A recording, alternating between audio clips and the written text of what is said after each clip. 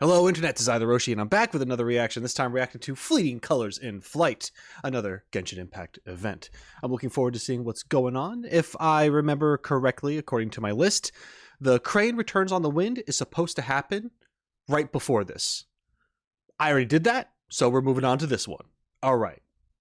Now that you know where I am and what I'm doing, and I know what I am, where I am, what I'm doing, what am I? Let's get into the reaction. Oh, I'm gonna have to change my size. Whee! Boop, boop, boop, boop. Boop. Hopefully this is okay. And go.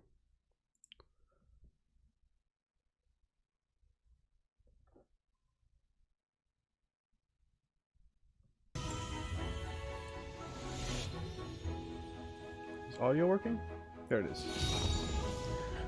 So it looks like this is another lantern rite.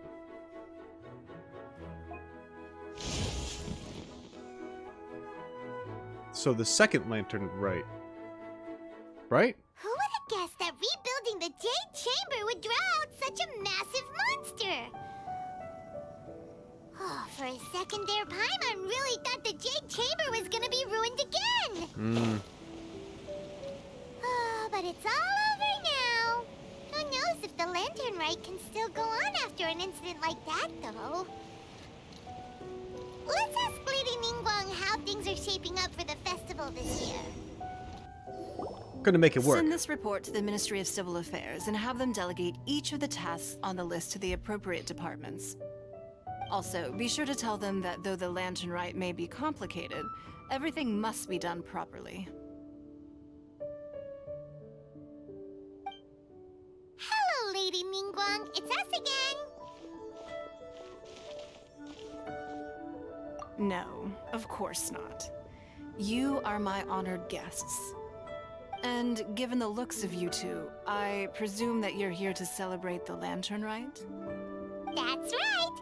So what's on the agenda for the festival this year? As always, there will be a variety of activities taking place. Oh, but there is one of particular interest. The Ministry of Civil Affairs is planning a fireworks show this year. It should certainly be worth your time. Releasing Mingxiao lanterns has always been at the heart of the lantern rite. But with all that has occurred in Liyue as of late, I think the people of the city need something to warm their hearts. A feeling of everyone coming together in solidarity. So, I believe that this year calls for a celebration of particular magnificence. Something that would be closer to the hearts of every citizen. Sorry to interrupt you, Ningguang. I have a few things to say right here. This is a very good feel right now. This is a very good feel. Lantern Rite coming out of the events that just happened with the Crane on the Wind, which, in my opinion, was also a very, very awesome quest to experience. Especially the ending bit where you see Shenhe in action. I have a few predictions I want to make. Well, I mean, it's probably not even really a big prediction. I'm just assuming that Shenhe is going to be involved again, and the reason why I'm thinking that is because she was just in Crane on the Wind, and so I imagine this is the time when Shenhe was introduced to the roster of playable characters. So her banner is probably up at this point in time, or it was, or it's going to be. So she is most likely going to be heavily involved with this event, I imagine. Because she's here, we'll probably see some Cloud Retainer. There's a chance we'll also see Ganyu. However, Ganyu is not necessarily the focus, but she could be in a scene. I mean, it's a lantern, right? So there's going to be a lot of Liyue characters involved in general. That usually seems to be the case, or at least that was in the most recent lantern rite. They try to hit every single Liyue character possible for these things.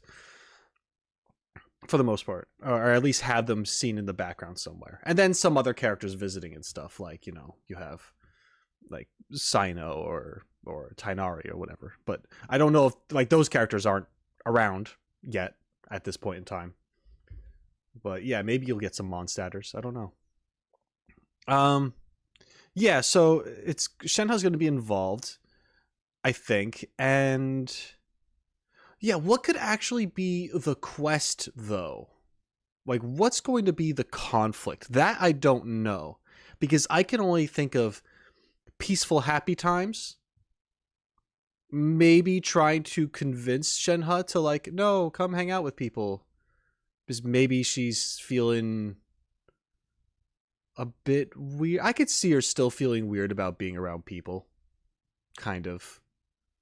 Not that she felt weird about being around people, but it was that whole like she didn't want to get too attached to society. She wanted to try some things, but not necessarily intermingle herself in completely either. Because she'd get used to the food and not want to leave or something like that. But she also recognizes, or at least she feels like human society isn't really a place for her because of how she grew up and all that stuff and what she is. And yeah. Yeah, I'm not really sure what the issue could be. I wonder if they ever play with the subject of her homicidal tendencies getting out of control again. Because I know she has the ropes and stuff. But who's to say that there's not something out there, some enemy or some negative force or whatever that allows that to return in some way. I know that the ropes keep it at bay, but she doesn't always have them on. I think it was in her teaser or something where Cloud Retainer was like, you gotta redo your ropes and blah blah blah, and like, or something like that. I can't remember the exact line. But yeah, anyway, that's just me thinking of possible things that they could do with this character. I don't think that's going to happen here. I think this is going to be more of a good feel, and the problem's going to be relatively small. But we'll see. We'll see. I do like how they are trying to have Lantern Rite despite what just happened. Right? They want people's morale to be up. So like, Lantern Rite's on. You can't cancel New Year, right? Let's go. We are currently in the process of placing fireworks at various locations all throughout Liyue. We shall choose a timely moment during the festival to set off all the fireworks in unison, allowing the sparkling lights and excitement to resonate with the hearts of the people. Fireworks? But we've already seen fireworks in other places before. Referring to you and Mia. Is there something special about the fireworks in Liyue? Fireworks were originally developed alongside many other inventions here in Liyue. When our ancestors first created fireworks, they were originally known as firecrackers. Their bright flashes and loud sounds were often used for warding off beasts or as warning signals to other people. In those days, it was difficult for people to contact one another while out farming the land, so they would carry firecrackers with them to give signals when necessary. But people's lifestyles began to change after Liyue Harbor was founded. They no longer had to travel out of town to tend the fields anymore, so the use of firecrackers for emergencies also began to dwindle. But through our local customs, the pioneering spirit of the firecrackers has been passed down to this very day. We made improvements to firecrackers and began setting them off during the Lantern Rite to commemorate the tenacious spirit of our ancestors.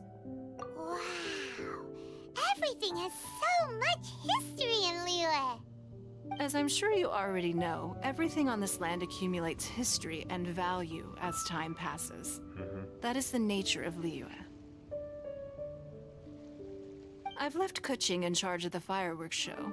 If you're interested, why don't we pay her a visit together?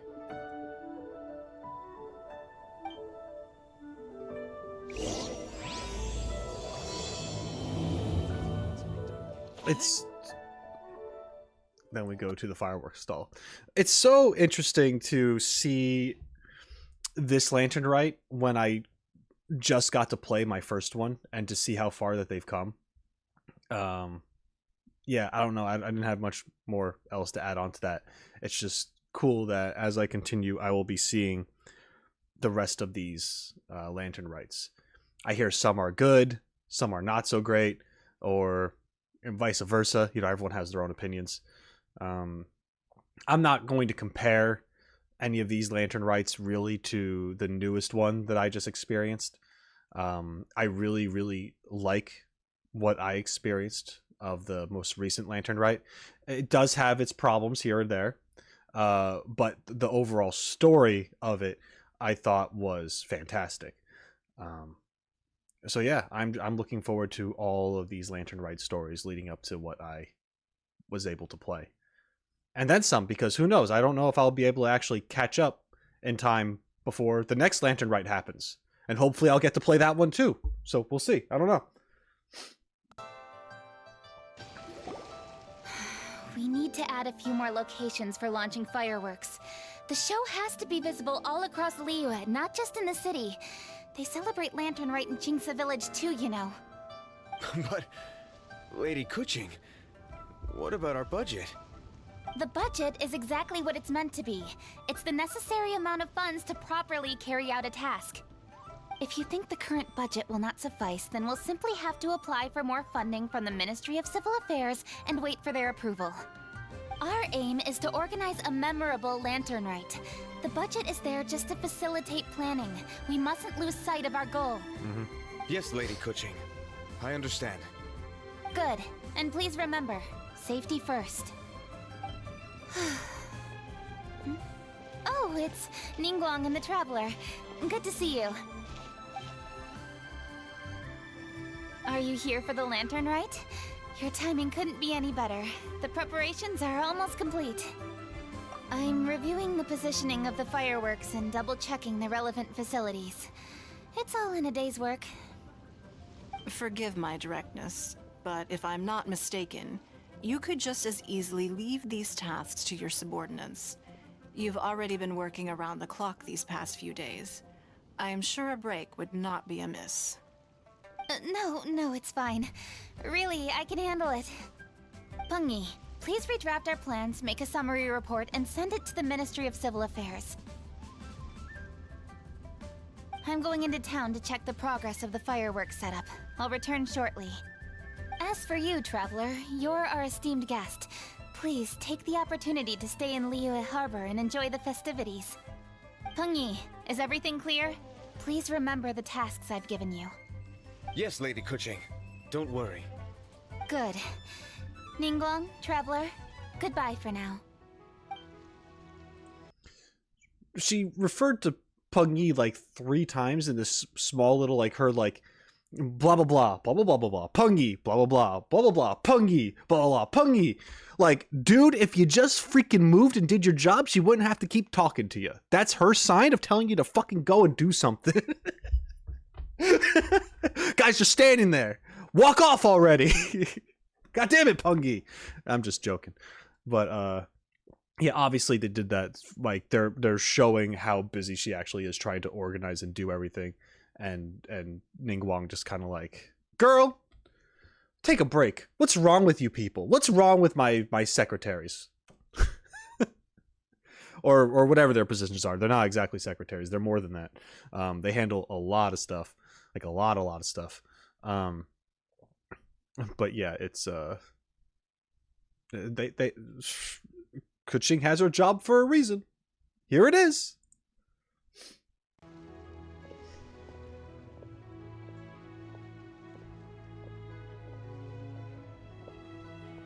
Please, excuse me, Lady Ningguang. And, Traveler. I must get going. Lady Keqing told me a great deal of information, and I have to write up the plans from scratch again, so time is of the essence. Oh, one moment. I almost forgot. Here, Traveler. This is a launch tube. Lady Keqing said you may be interested, so she had me keep one to give to you. Someone with good handicraft skills should be able to use this to design their very own fireworks. You should try it when you have the chance.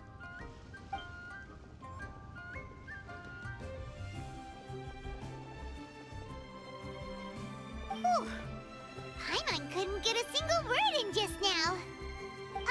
Well, more like Paimon didn't dare open her mouth while they were talking, but still. Did you notice it too? Lady Keqing is a lot more outspoken than she used to be. And she seems a whole lot busier too. Wonder why? Ever since the adepti left Liyue Harbor in the hands of mortals, we Keqing have taken up the responsibility of leading the people. We have taken charge of many vital tasks in various sectors, and we are responsible for planning and organizing all sorts of affairs.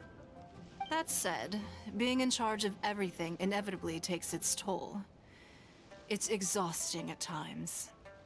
Jiangzhou was responsible for planning the Lantern Rite in former years, but her father is getting quite old now, so she transferred to another department this year.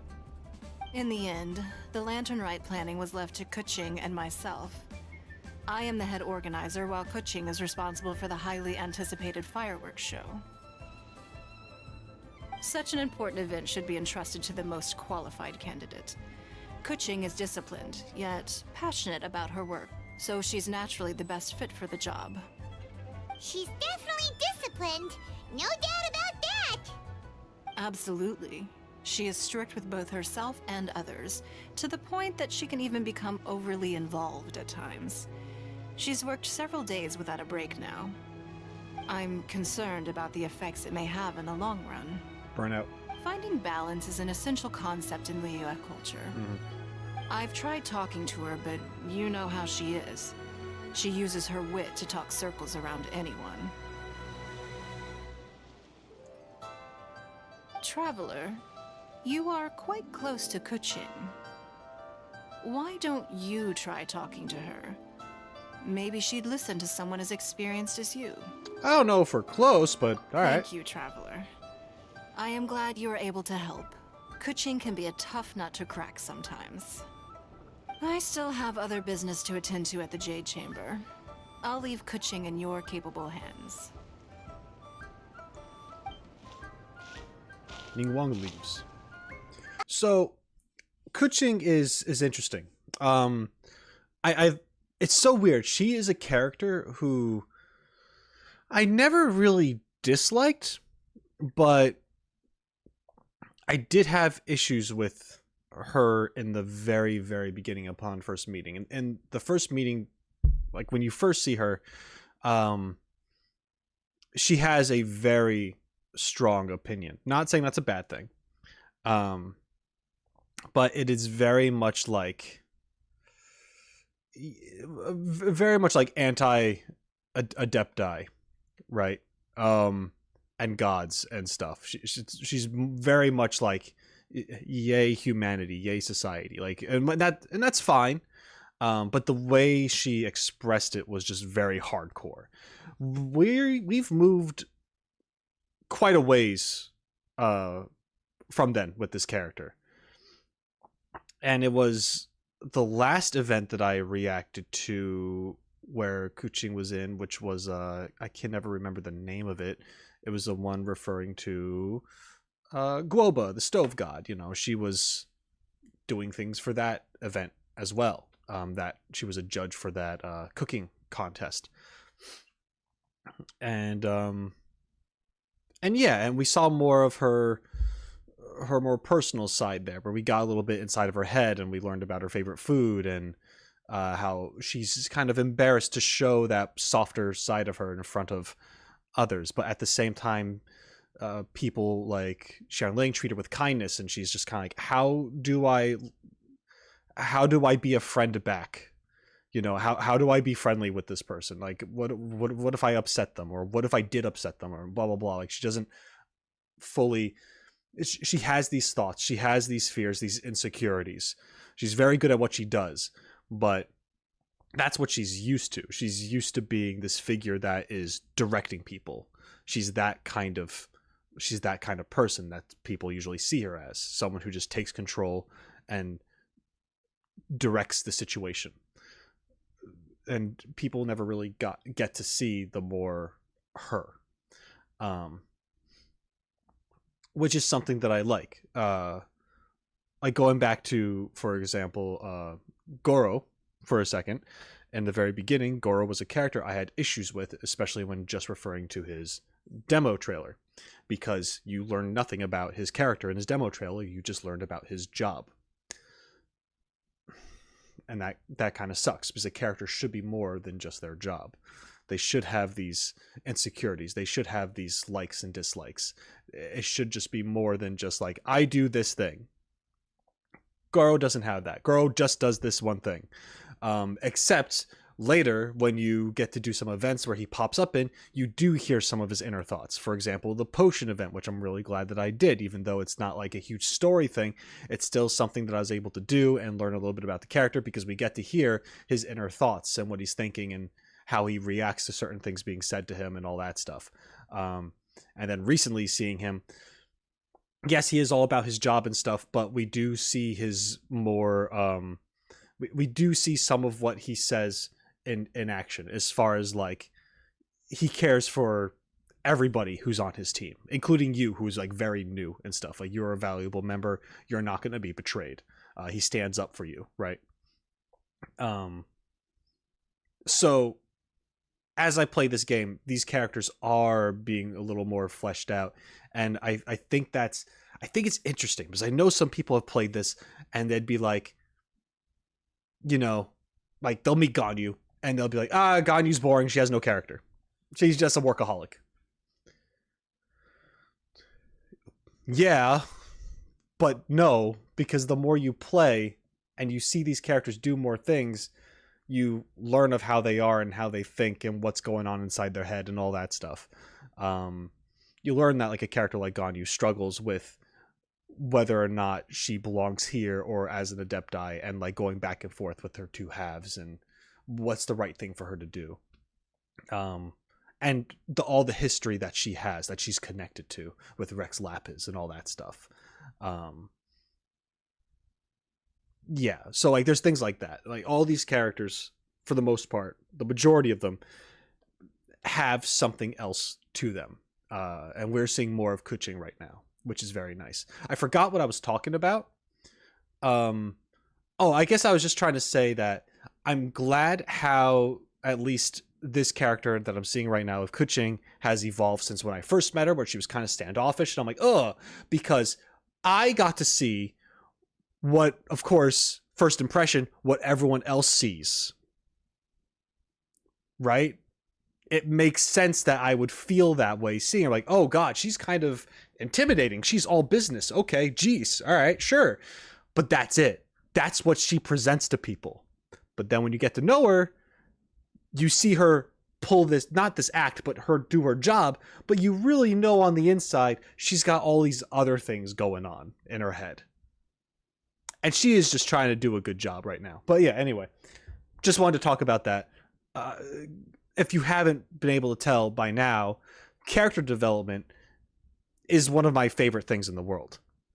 Yeah, I talk about colors a lot. Yeah, I talk about lore and plot stuff. But what I really care about is how well developed characters are. Because you could have an interesting, fascinating world, but if your characters in it are boring, then everything just sucks, because you don't want to continue. There's no reason to continue doing it. You need good characters to want to explore this world and lore with. So character development is very important to me. It's huge, and I like what they're doing here. Are you sure you can really persuade Keqing to take a break? Absolutely not. Even Ningguang herself couldn't manage to convince her. Besides, before you can persuade someone, you have to at least understand how they feel at the moment. Exactly. Keqing has been working non-stop without a break. Duh! Come on, everyone knows that. Think harder. How does she feel deep down inside? Don't talk down to me, Paimon. Little shit. Or maybe we can ask a friend. You know, someone more knowledgeable about these things. Talk to Zhongli. Huh? Zhongli? He's knowledgeable about the people. Oh, there's no arguing that. Zhongli it is then. Paimon thinks he's still a consultant at the Wangsheng Funeral Parlor. Let's go see if he's there. Yeah, no shit, Paimon. Why don't you think? God, telling me to think, you stupid little pixie bitch. Sorry, that came out of nowhere. You're not, well, are you a bitch? You're not really a bitch. You're just annoying. My bad.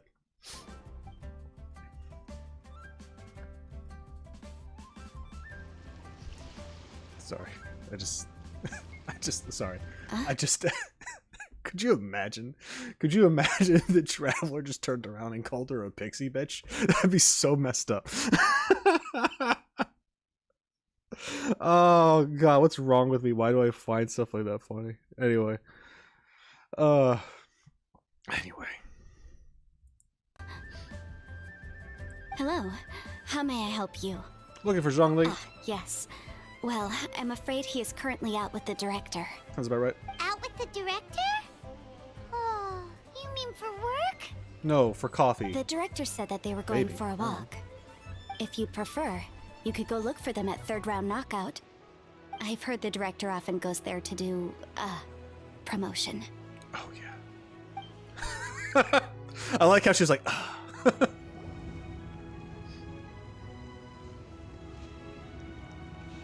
and they're probably having tea Yum, now. yum, Probably. yum. Ooh, I am so full. Not another bite. Hats off to you, Xiangling. Serving the grilled fish with a dipping sauce is quite an innovative approach. The flavor is just to die for. That's my signature dipping sauce. I knew it would taste great. Tempered Jueyun chili powder mixed with garlic paste and chopped scallions. Then seasoned with salt, vinegar, and soy sauce, before finally sizzling in hot oil. This recipe may seem a bit crude, but is entirely hinged on the precise balancing of flavors and seasonings by the chef. Everything must be balanced just right. It is the consummate mastery of this balance that turns a humble dish into an exquisite one. Oh, that's quite the compliment, don't you think? I'm flattered. Thank you, Mr. Zhongli. And I thought I have a way with words. But you certainly take the prize, Mr. Zhongli. Silly question. For anyone who actually knows how to cook things, I used to be a sous chef temporarily, but that doesn't mean I'm super experienced. I just prepped things. Is it normal to when you're making a sauce to sizzle anything? I imagine he was talking about some of the ingredients that would be sizzled and then added to the overall sauce. Because I can't imagine you just mixing all that stuff together and then putting it in a pan to sizzle. Because wouldn't that like burn and kind of get like chunky and crispy, and that's not really a sauce anymore? That's just kind of like you turned your pan like gross and charred. Anyway, I don't know. I wonder if they just say things for the sake of saying things, which I'm sure that they do, or if any of these recipes and stuff that they mention on occasions are actually connected to something in the real world. Which is something I would like to do. Not say I'd like to burn sauces, but one day I would like to make a little series on the channel where I do like a cooking with Chef Roshi, and we just kind of do a parody cooking show of trying to recreate Genshin recipes, and most likely fail miserably at it. Only issue is that I don't think I have the time in the day to do that right now. Also, I don't want to destroy a kitchen. At least not yet.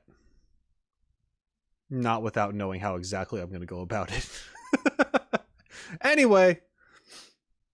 You are too kind, Director. Your eloquence is infamous in Liyue Harbor. Oh, what's that? Oh, would you like to order something, Guoba? Oh, please, by all means, it's my treat. I'll just open a tab under Xiangling. That's not your treat, then. Hey, are you guys talking about tasty food again?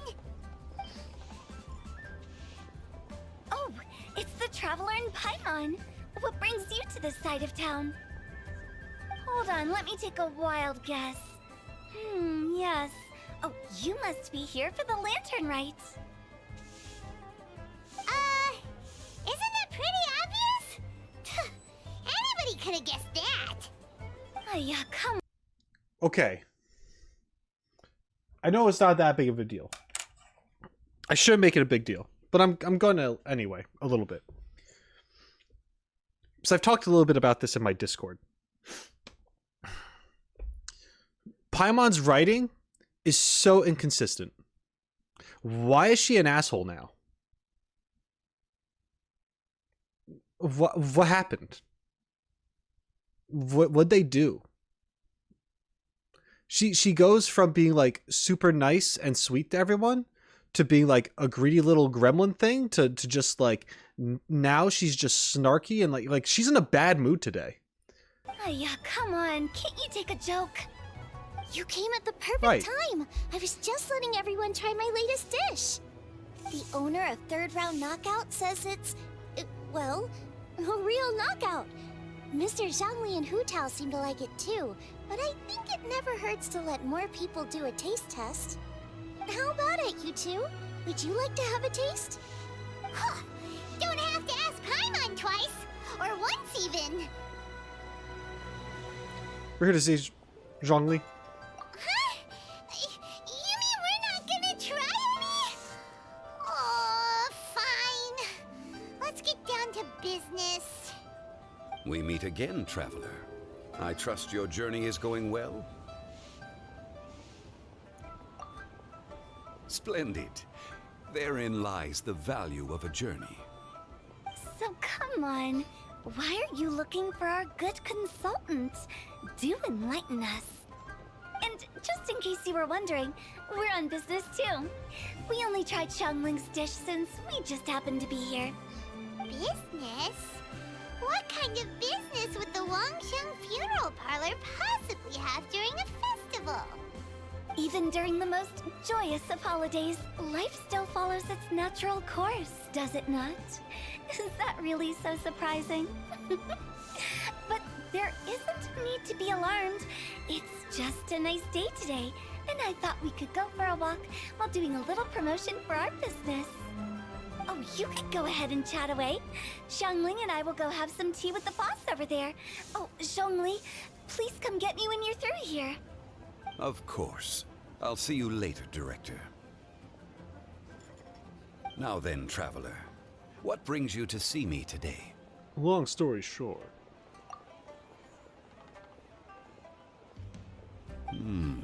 Yes. The Yuheng is honest, intelligent, and most diligent. She is capable of shouldering responsibilities that few others could. But everything has a balance, and one's health must certainly weigh in. Can we help her? Yeah, everyone knows you're super knowledgeable. Paimon bets she would listen to someone like you. If I were still the mighty Rex Lapis, I might be able to help her see reason. But alas, I'm now nobody but an ordinary consultant. My words no longer carry the same weight as they once did. Also, she wasn't a huge fan of you either. Just being real. She said it herself, guys. Anyway. Yeah. I do I think, but if he were to go to her now, he is Zhongli. I mean, he's just a guy that works for Hu Tao at the funeral parlor. I don't think that yeah, he doesn't hold any power really. I mean, Ningguang can't even convince her. Ningguang's pretty much her boss.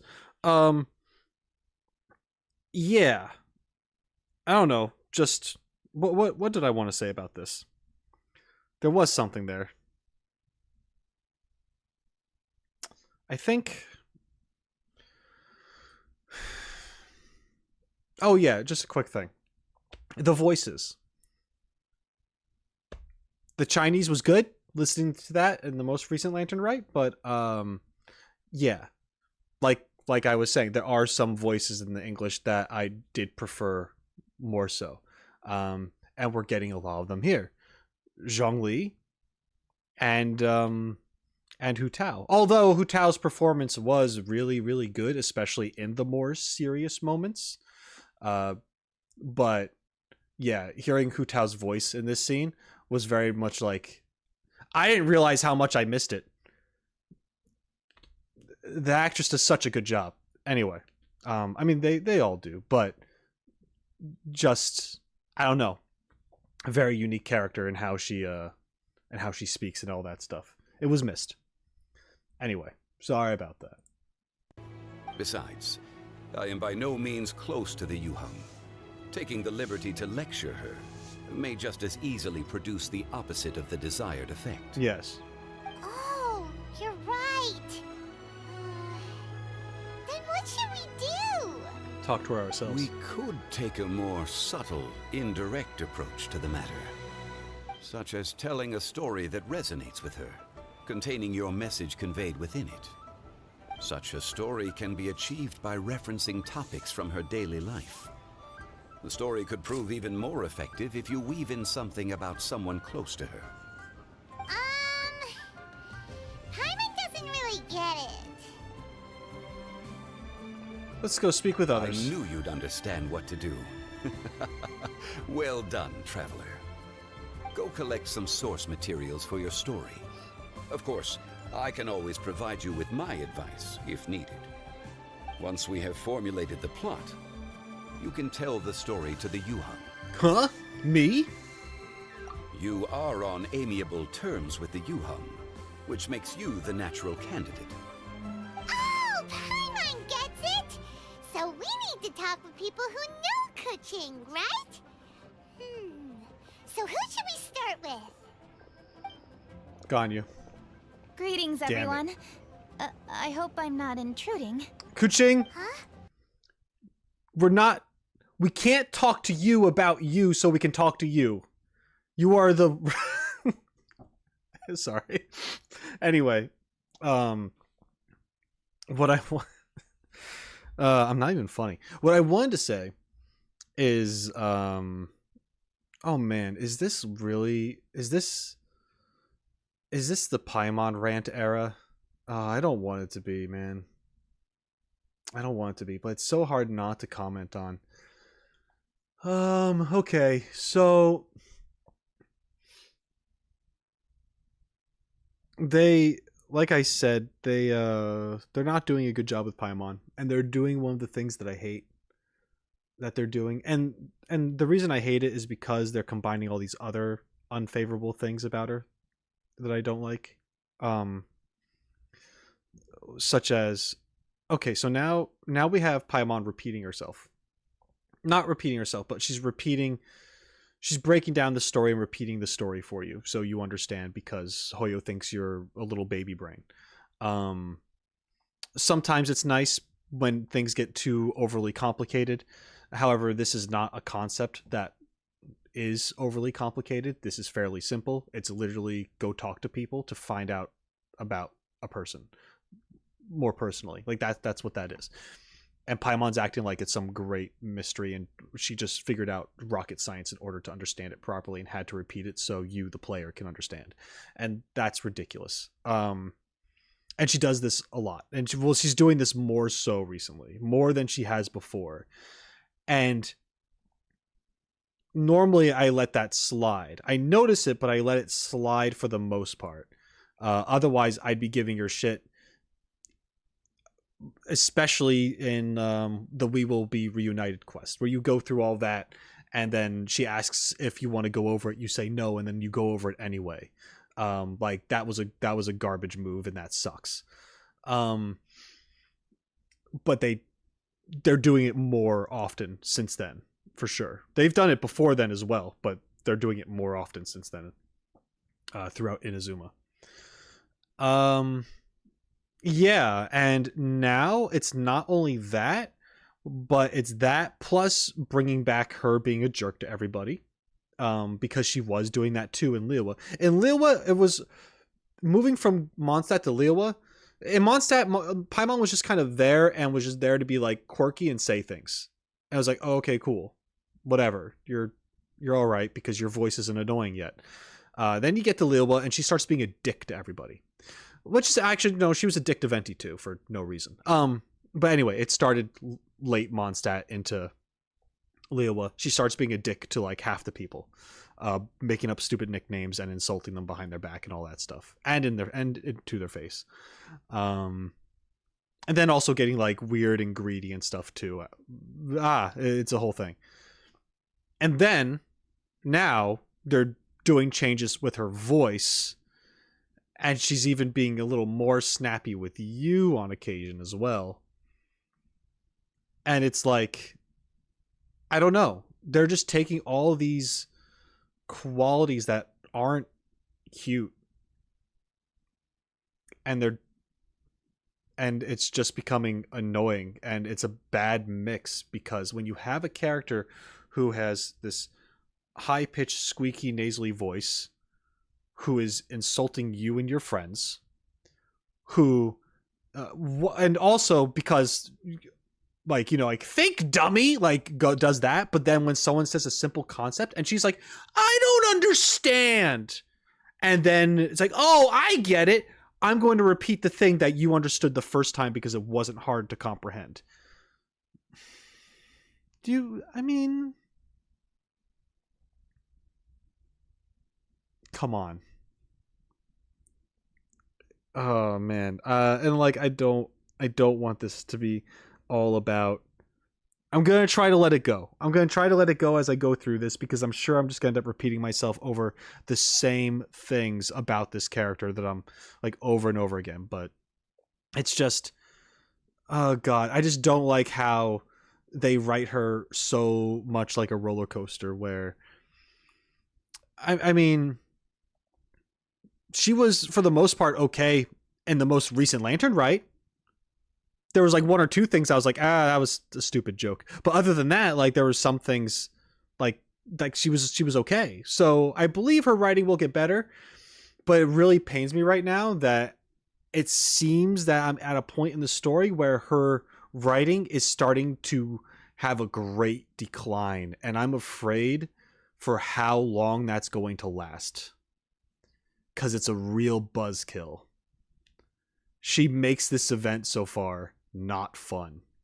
Once again, it wouldn't stop me from playing the game or ruin anything really, but it's just kind of like I'm rolling my eyes and I'm sighing, and I'm kind of like, why are you even here?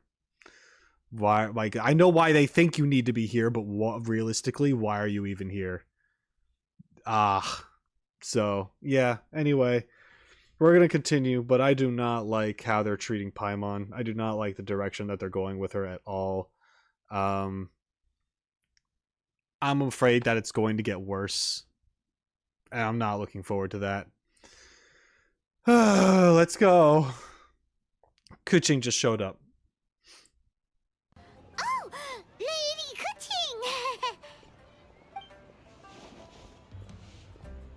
Keqing! Mr. Zhongli, I didn't expect to see you here. Thank you for all your assistance during the rite of parting.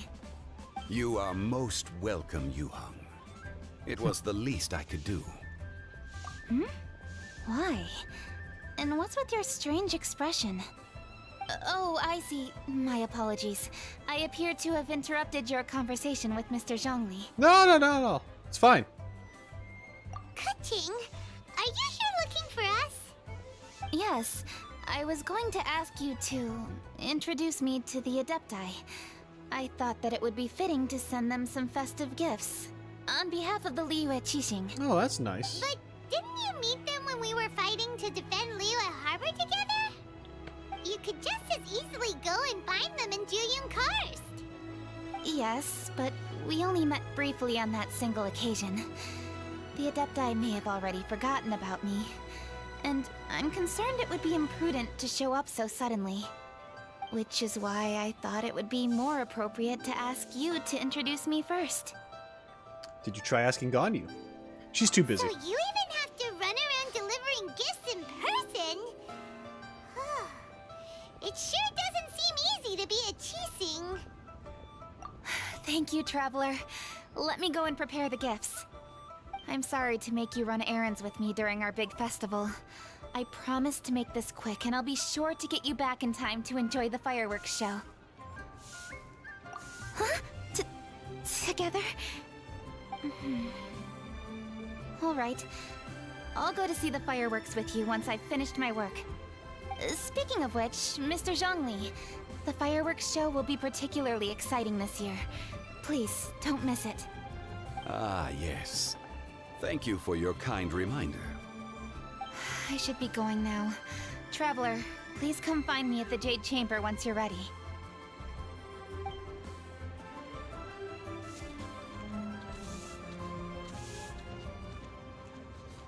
And there she goes. That's the Yuheng.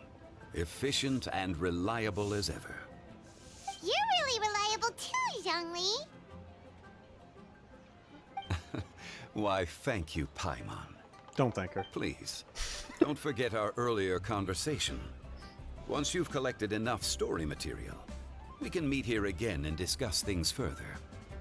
Sounds good. All right.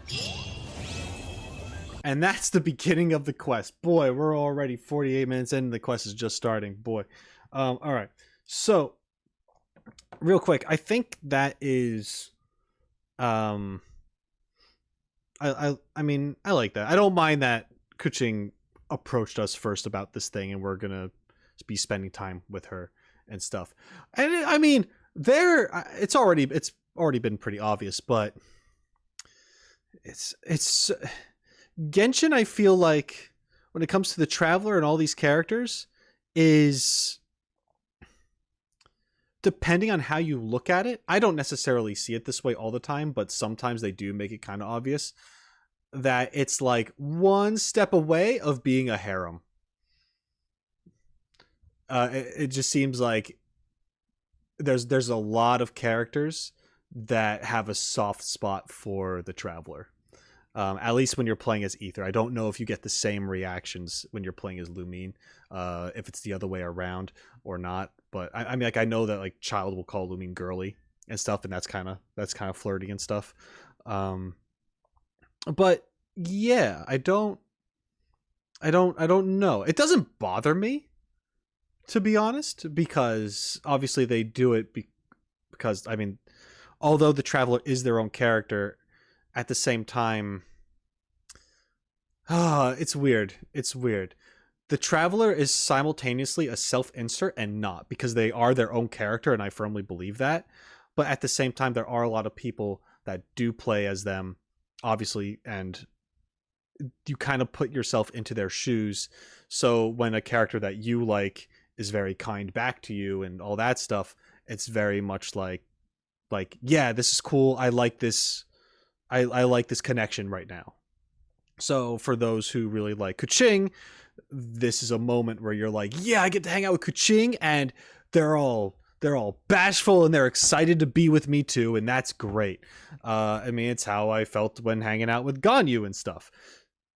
She clearly friend zones you, but that's not the point. The point is that they have these characters who genuinely care for you, and it almost seems like they care for you more than you think that they should. Kind of. Not all the time, but kind of. Because in the grand scheme of things, me personally, I feel like I didn't really do much. I'm sort of there going from point A to point B, and then everyone turns around, they're like, thank you, Traveler. When in reality, I didn't really do anything. Like in the most recent Lantern Rite, it was Hu Tao that saved the day. But they said, thanks to you and Hu Tao, the Traveler didn't do anything.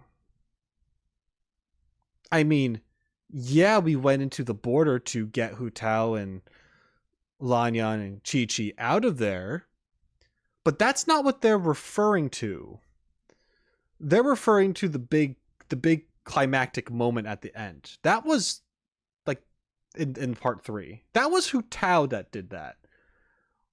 Everything was fixed when she did that. We just went and got Hu Tao back. So like, yeah, we were a hero, but on like a more individual scale.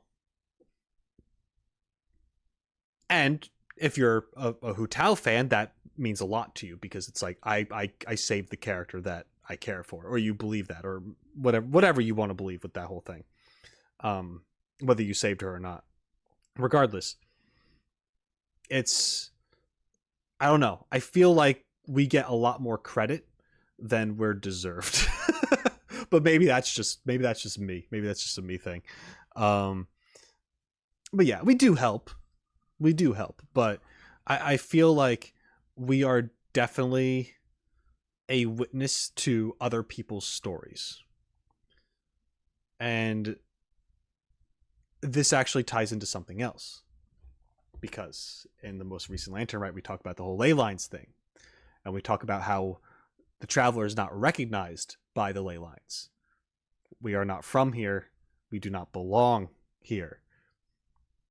We are intruding in a different story, and we are making changes, and and things are being altered and stuff. So in a way, we are a big deal. We are making ourselves known, and we're not supposed to be here. But we are stepping in, getting involved with a story that, in my opinion, is not ours. It's like we are supposed to be the silent observer and watch everyone else be the hero or be the villain. But we do get involved anyway, and that causes changes, and eventually, problems, most likely. Anyway, I'm rambling right now, and yeah. I'll be right back. All right, I'm back. Let's get into this again. The blazing stars ring in fortune.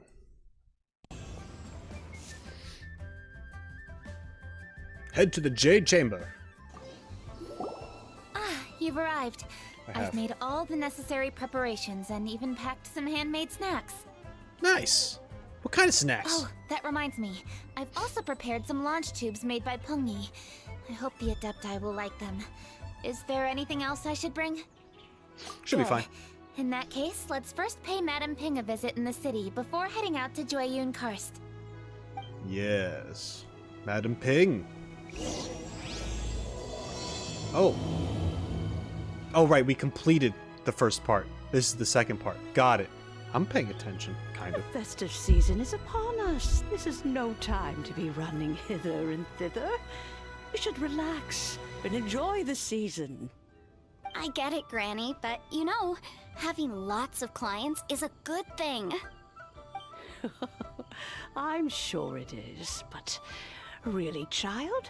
Who could be seeking your help during the Lantern Rite? You'd be surprised. Madam Ping! Happy Lantern Rite! Happy Lantern Rite. It's a pleasure to see you again, Madame Ping. How are you? Oh dear, well, look who's here. I'm so glad to see you all in time for the festival. Hello, traveler. Long time no Hold on. see. It's a pleasure to see you again, Madame Ping. How are you? Okay. For some reason, I thought she said, "Who are you?" And that made me go like, what? She says, "How are you?" Very different. Okay.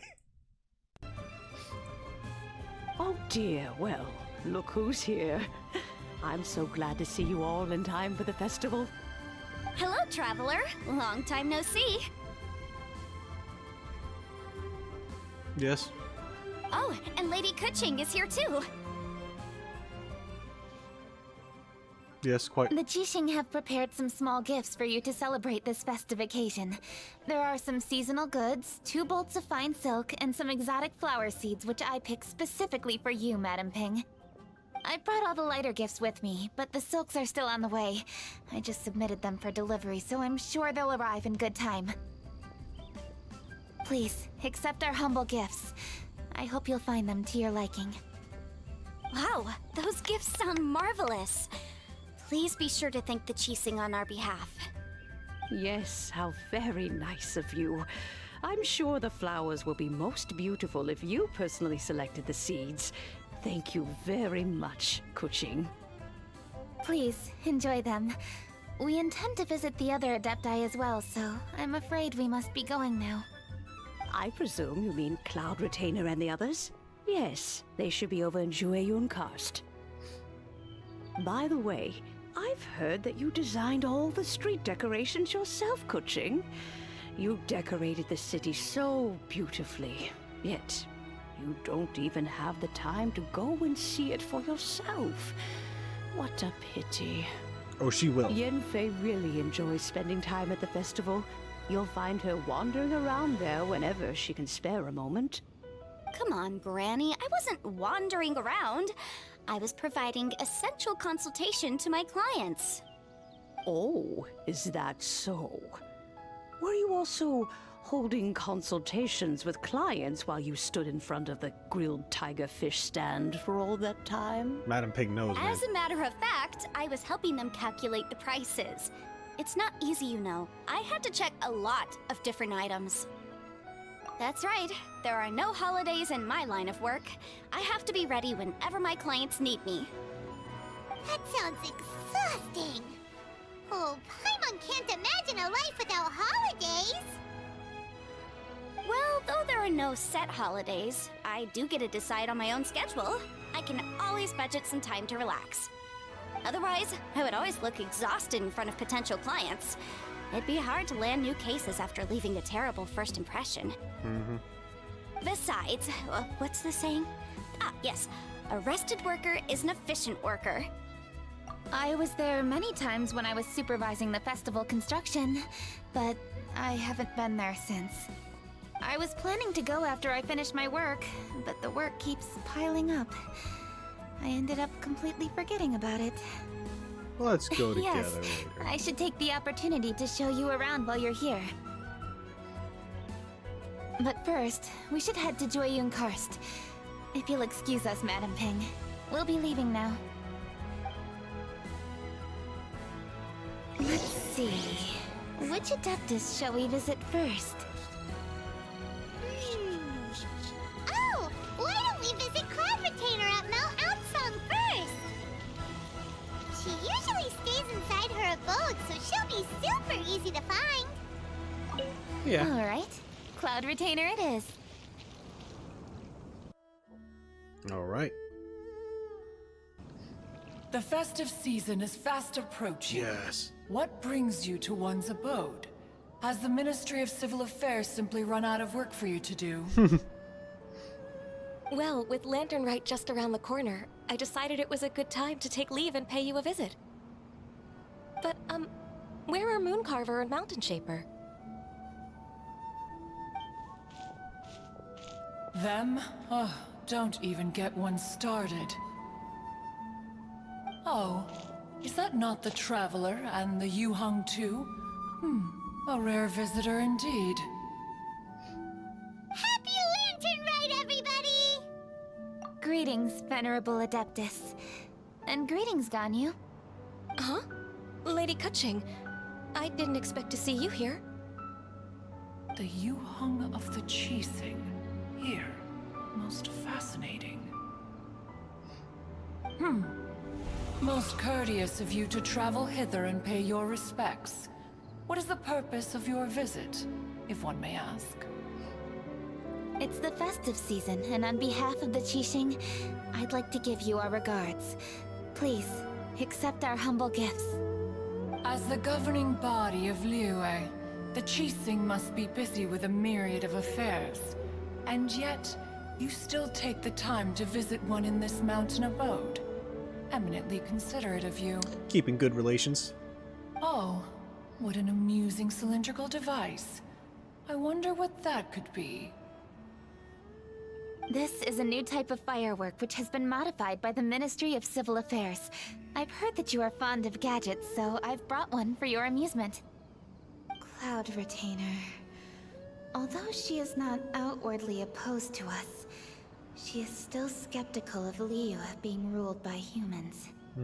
Maybe she thinks humans are still too young to handle it. No matter. With time, our strength will become apparent enough. Before then, we should try to give her a good impression. Good thing I came prepared. Cloud Retainer has a great interest in gadgets, so she will certainly appreciate this gift. It's true. Ganyu has said that Cloud Retainer is very picky about food, so I made sure not to bring any snacks to avoid upsetting her. I've given everything thorough consideration. It should all go well. Goodness me. Whoever would have thought? Oh, my, how very interesting.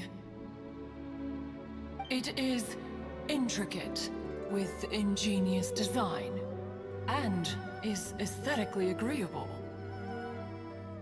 Yes, judging from Cloud Retainer's expression, it seems this gift was a success. Very good. One shall gladly accept this device. One surmises from Ganyu's words that you also wish to see Moon Carver and Mountain Shaper. Pity. Your timing is most unfortunate. They... I see what they did here, but I can't help but think of... Man, it just felt like a very anime moment where you cut to various characters in one scene, you know, with their inner thoughts, because that's exactly what they just did. But it was a much more, usually those happen in like in more intense dramatic moments, but here it's just a very relaxed, like, it was a very relaxed, all according to Keikaku, as far as Keqing is considered.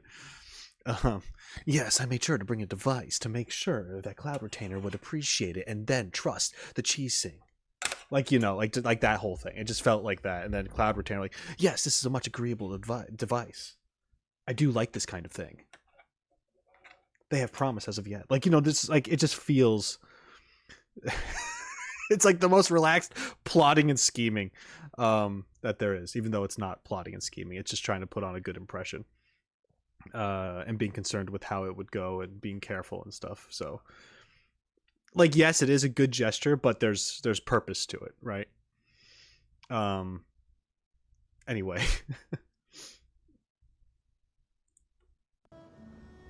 Oh, are they not home? Oh, we wanted to see them too. Those two old fossils. Mooncarver has been most anxious to see how Liyue Harbor fares, but the agreement was clear. Liyue is now in the hands of the Keqing, and he cannot simply roam into the city and begin supervising others' work as he pleases. So one tried to persuade him otherwise, proposing that if he could not be placated, he could go to the city disguised as a human and take a brief look around. Alas, he is too stubborn, too proud. He would have none of it. Thereafter he left, claiming to have gone traveling. He has not returned since. Mountain Shaper, however, is more open-minded. But he said he wished to look for something new with which to defend the tranquility of his mountain. He told one that he was leaving in search of treasures, and one has not heard from him since. Wait. Surely this is not a case of two old coots in cahoots, rusing to excuse themselves that they might venture behind one's back, to scurry away and go traveling together. Seems possible. Huh? What's everybody doing here? This voice... Is it Shenhe? Hey. Oh? Oh? So Shenhe's here too! Is she also here to visit Cloud Retainer? Is she the one that you mentioned before? Hello, everyone. Shenhe, this is Ganyu. You have most likely heard of her. Okay, so I was wondering about this, but there's a few things to also say.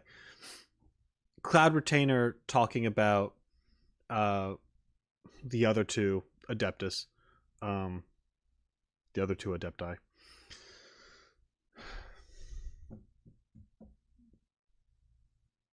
About like going into Liyue in human form. I don't think we're going to see that here, but I do know that's eventually a thing, I think, in a Lantern Rite, where they do go undercover as humans and you get to interact with them. The only reason I know that, I think it might have been the previous Lantern Rite. Not the one that just happened, but the one before it. Maybe, I'm not sure. But I think I remember that being the case because people were, once again, complaints. I saw complaints online about how they didn't have unique designs or something. Like they just had very basic NPC designs. Which, if that is the case, that is pretty unfortunate. You think that they'd have something more elaborate going on, but it is what it is, I guess. If they are just going in, but if they are going in secretly undercover and all that stuff, sure, it could make sense that you don't want to make them too flashy because they don't want to stand out. Anyway, regardless, this scene right here that we're moving into, Shenhe meeting Ganyu. I think it's wild how... Actually, it's not that surprising. But let me go through my thoughts. Originally, I was going to say it's wild how Ganyu and Shenhe are just meeting each other now. That they haven't met each other before. Considering that Cloud Retainer is their parent. Or guardian, master, whatever you want to say. However, there's a big time difference thing here that I think some people might not be aware of. Ganyu is old. Ganyu's been around for thousands of years. Shenhe isn't. Shenhe is a young adult.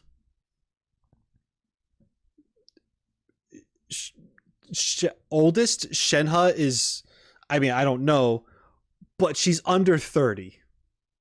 Most likely. You know what I mean? So it would, Ganyu has already been an adult for a really long time away from this place. I mean, she's back and forth, but there's not often enough where she's going to run into Shenhe. There could have been a period of time where Ganyu hasn't been around in these parts for years upon years, and have only heard about Shenhe recently in passing. It kind of gets me thinking because I don't know, the whole living for a really long time and how you handle the perception of time, I think is a very interesting concept, and I never really thought about it until I started watching the anime Free Run. I'm sure you already know what that is, but if you haven't seen that, I highly recommend it, especially if you're into just a story after a story. But they also deal with the concept of how does someone where time means almost nothing to them, how do they see the world, and how do people interact with said person like that? Being an Adeptus, both Ganyu and Cloud Retainer and all the other ones, like they're around.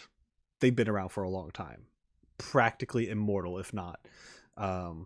Probably immortal unless killed, right? Actually, I think that's kind of like what that means or is in relation to somewhat. So yeah, I'm just trying to think from Ganyu's perspective, where she's been around for so long and all these things have happened, these people who have come and gone and known since they were little, grow, and now are older people and all this stuff, and now just a blip, Shenhe has appeared. So she's heard her name before. Other than that, has never really met her or got to know her. Like, I get it. I don't know. It's a pretty cool concept.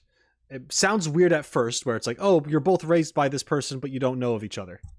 No, it actually makes a lot of sense that they wouldn't.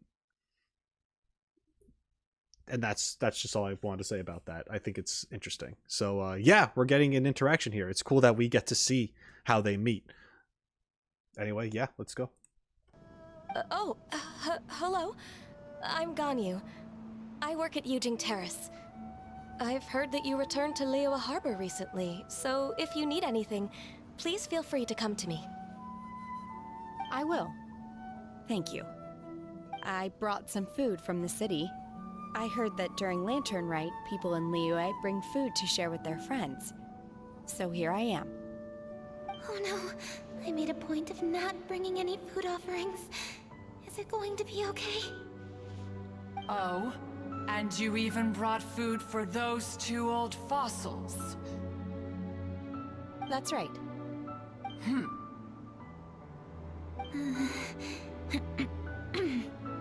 After barely a few days in the city, you have learned so much.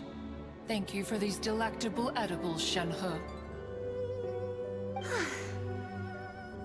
Huh? Everyone, you shall all be staying in Liyue Harbor in the future. One should like to think that you will all look out for each other. Is that understood? Will do. Yes, understood. This place is much livelier than I'd imagined. The Conqueror of Demons? Yeah. One has not seen him of late. Okay. Well, then he's probably not enjoying Karst.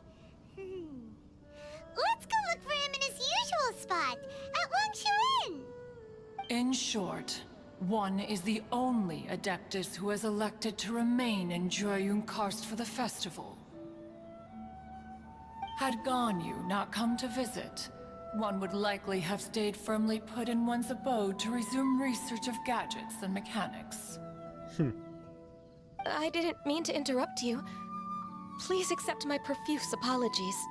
She likes getting visits. Why the sudden solemnity? It would certainly not be the first time one has been interrupted on your account. As a youngling, you did so love to scurry around the place while one's attention was monopolized by mechanisms. You were especially drawn to a certain implement one had made. Oh, what was it? Oh? Oh no, here she goes again. This could spell trouble for Ganyu. Huh? Oh, I'm sorry, Cloud Retainer. I just remembered there's something I must attend to. I should be going. Oh, why the sudden haste? With the Yuheng present, why not settle this matter here and now? No. It's something very important. In fact, I must see Lady Ningguang about it immediately. A matter so pressing that you must find Ningguang in person? Yes. Ningguang and I have different scopes of work, you see, and Ganyu has to report to both of us respectively. It's indeed not easy for her. Lady Keqing is trying to help me.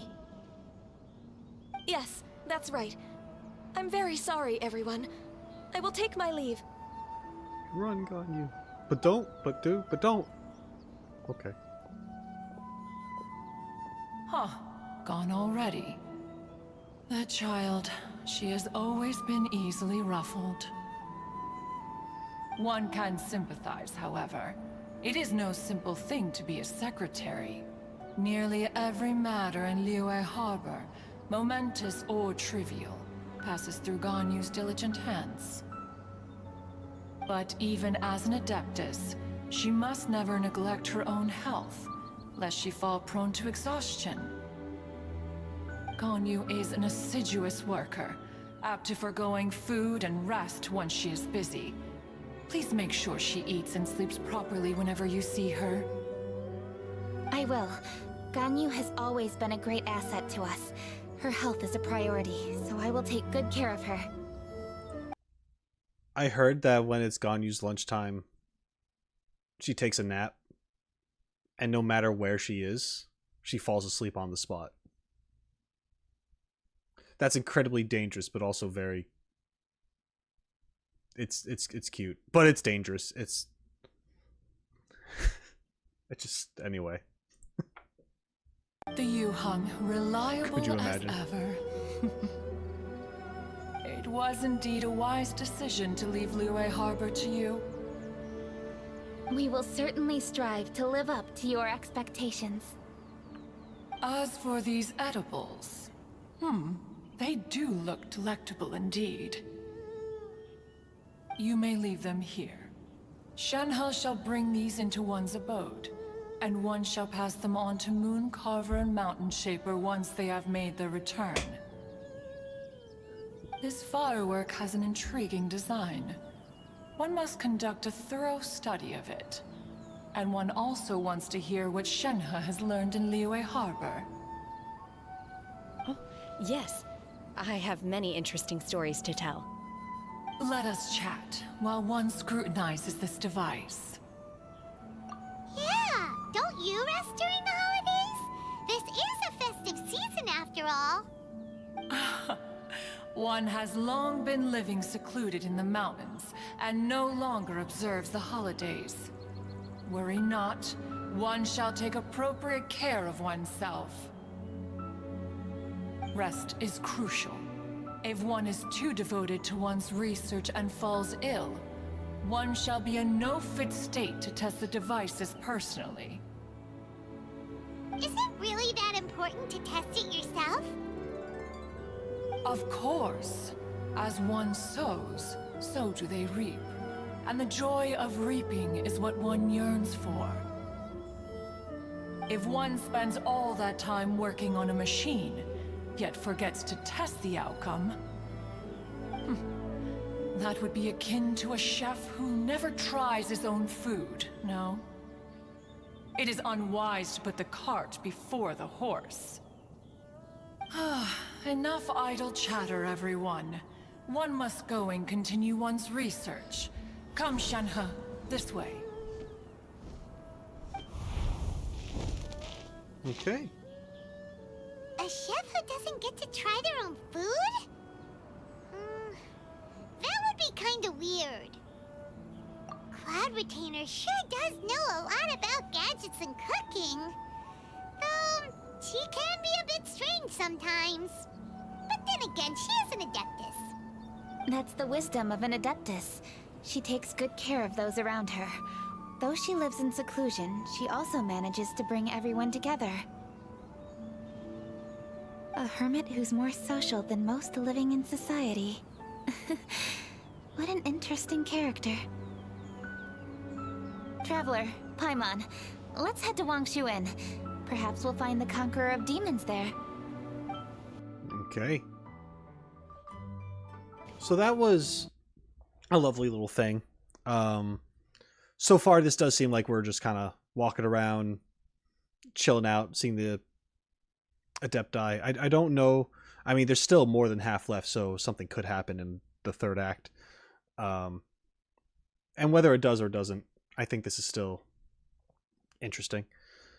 But yeah, that was a good interaction between all those characters there and just kind of seeing how their dynamic works.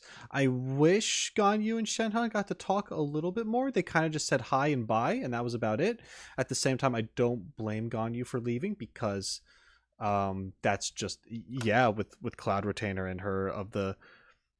It's just whenever Ganyu and Cloud Retainer are on screen, it seems Cloud Retainer is always doing something to rustle Ganyu's jimmies, to put it lightly. Just always. Not intentionally, but whether it's talking about her personality or most of the time it's talking about her like baby stories. And I think it's great. I think it's an awesome little dynamic there, and gets me to laugh and go "aw" because it's Ganyu and she gets embarrassed and stuff, and I think that's adorable. But yeah, the reaction is valid. And this would be the second time I've seen Keqing step up to kind of defend Ganyu in a way for her to make an escape in a situation like this. For some reason, it didn't click in my head. I don't know why. Like, I knew this and I didn't know this. I guess I just didn't realize the hierarchy of things. I thought Ganyu and Keqing were same level, when in fact they're not. It seems that Keqing, and correct me if I'm wrong, but Keqing is technically above Ganyu. And that Ganyu answers to both Keqing and Ningguang. That I didn't realize. I thought, I guess they still technically both answer to Ningguang, because Ningguang's like the head, I imagine, right? Or am I mistaken? I always thought Ningguang was like the top person. Or is Ningguang and Keqing like two different heads of something within the Qixing? I thought it was Ningguang, and then I thought it was Keqing and Ganyu working for Ningguang. But now it seems like there's Ningguang, then Keqing, who answers to Ningguang, and then there's Ganyu that would answer to Keqing. But technically also Ningguang as well, because of course you would. But yeah, if that's how that is, let me know. If I'm wrong, then please correct me as well, because I've never really thought about it that deeply. I just know that they're all technically the Qixing and Ningguang's in charge. That's what I figured. And if that's pretty much all I do need to know about it, like that's essentially it. Don't worry about it, because the hierarchical order, I guess, isn't that important. But just in little scenes like that, it made me go like, huh, okay, yeah, I guess that's how that is. Interesting. But yeah. Anyway, I'm rambling. Let's continue. Let's ask Vergildet where the Conqueror of Demons may be. He's right here. Huh? Hold on. Isn't that... Oh. Baiju and the weird guy with the snake around his neck. Baiju, here are the herbs. I've picked lots of them. Splendid. Let me pack up and then we can be on our way. Hey, you guys! What are you doing? Dr. Baiju wanted herbs, so I came to collect herbs. Lots of them. And Dr. Baiju came too. Traveler, Paimon. Oh, and Lady Keqing. It's a pleasure to see you all. We're here stocking up more herbs. Boo Boo Pharmacy always runs out of digestive herbs during the festival seasons. With Lantern Rite just around the corner, I thought we should get prepared. We came all this way to collect some herbs, and we've picked quite the assortment. We'll be on our way back to the pharmacy once the herbs are sorted. He says herbs instead of herbs. Yep. Okay. Yep. It's weird. I struggle with that too sometimes, even though I know American English it's herbs. Then British English it's herbs. Anyway, there's some weird audio mixing issues on this part of the quest. I'm noticing the music is overpowering the voice acting big time, especially for Baiju. But from what I can hear, just so you know, that's not on my end. That's straight up how this is. I guess how it was produced. Baiju's English voice, like I said, it's not bad. I think his Chinese one is like, is just, I'd marry that man. But I mean, as far as Baiju's English voice here, I don't want to ruin it for anyone, but especially now with how he's speaking, when he's definitely more what's the word I'm looking for? A more positive, a more light approach to his words. He's borderline James from Team Rocket or Pegasus from Yu-Gi-Oh! Do you know what I mean? Like there's a little bit of this like nobility this nobility kind of stereotype speech intonation that he has, where he's just kind of like, yes, it's great to meet you, fantastic, splendid. Like he's very much like, it's a pleasure.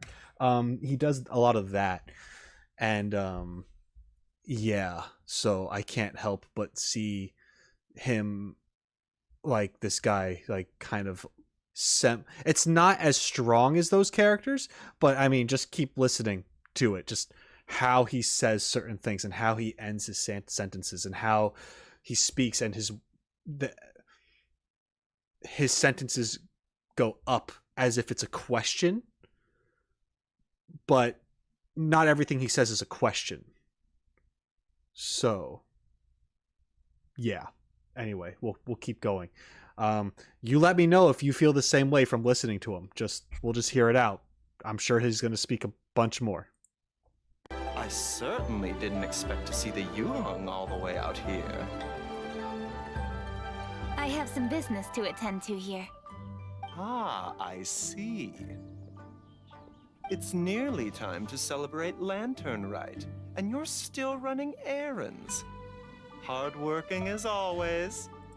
And that's the other thing. He elongates words in the middle of his sentences. You know, it's nearly time to celebrate Lantern Rite, and you're still running errands. Like he takes words and he stretches them. It's a cool little character thing. It's just really fascinating to hear it. And I'm wondering in the Chinese version if there is any of that in it. Like I know he has like a more soft spoken voice in his Chinese dub, but like I'm wondering if there is some intonation that how he's, because I won't be able to pick that up, but the way he's speaking in Chinese, is there something that is parallel to how he's speaking here? You know, like I'm wondering, like, how did they decide to make him sound this way? Because he could have been like, yes, in the Chinese version, he has this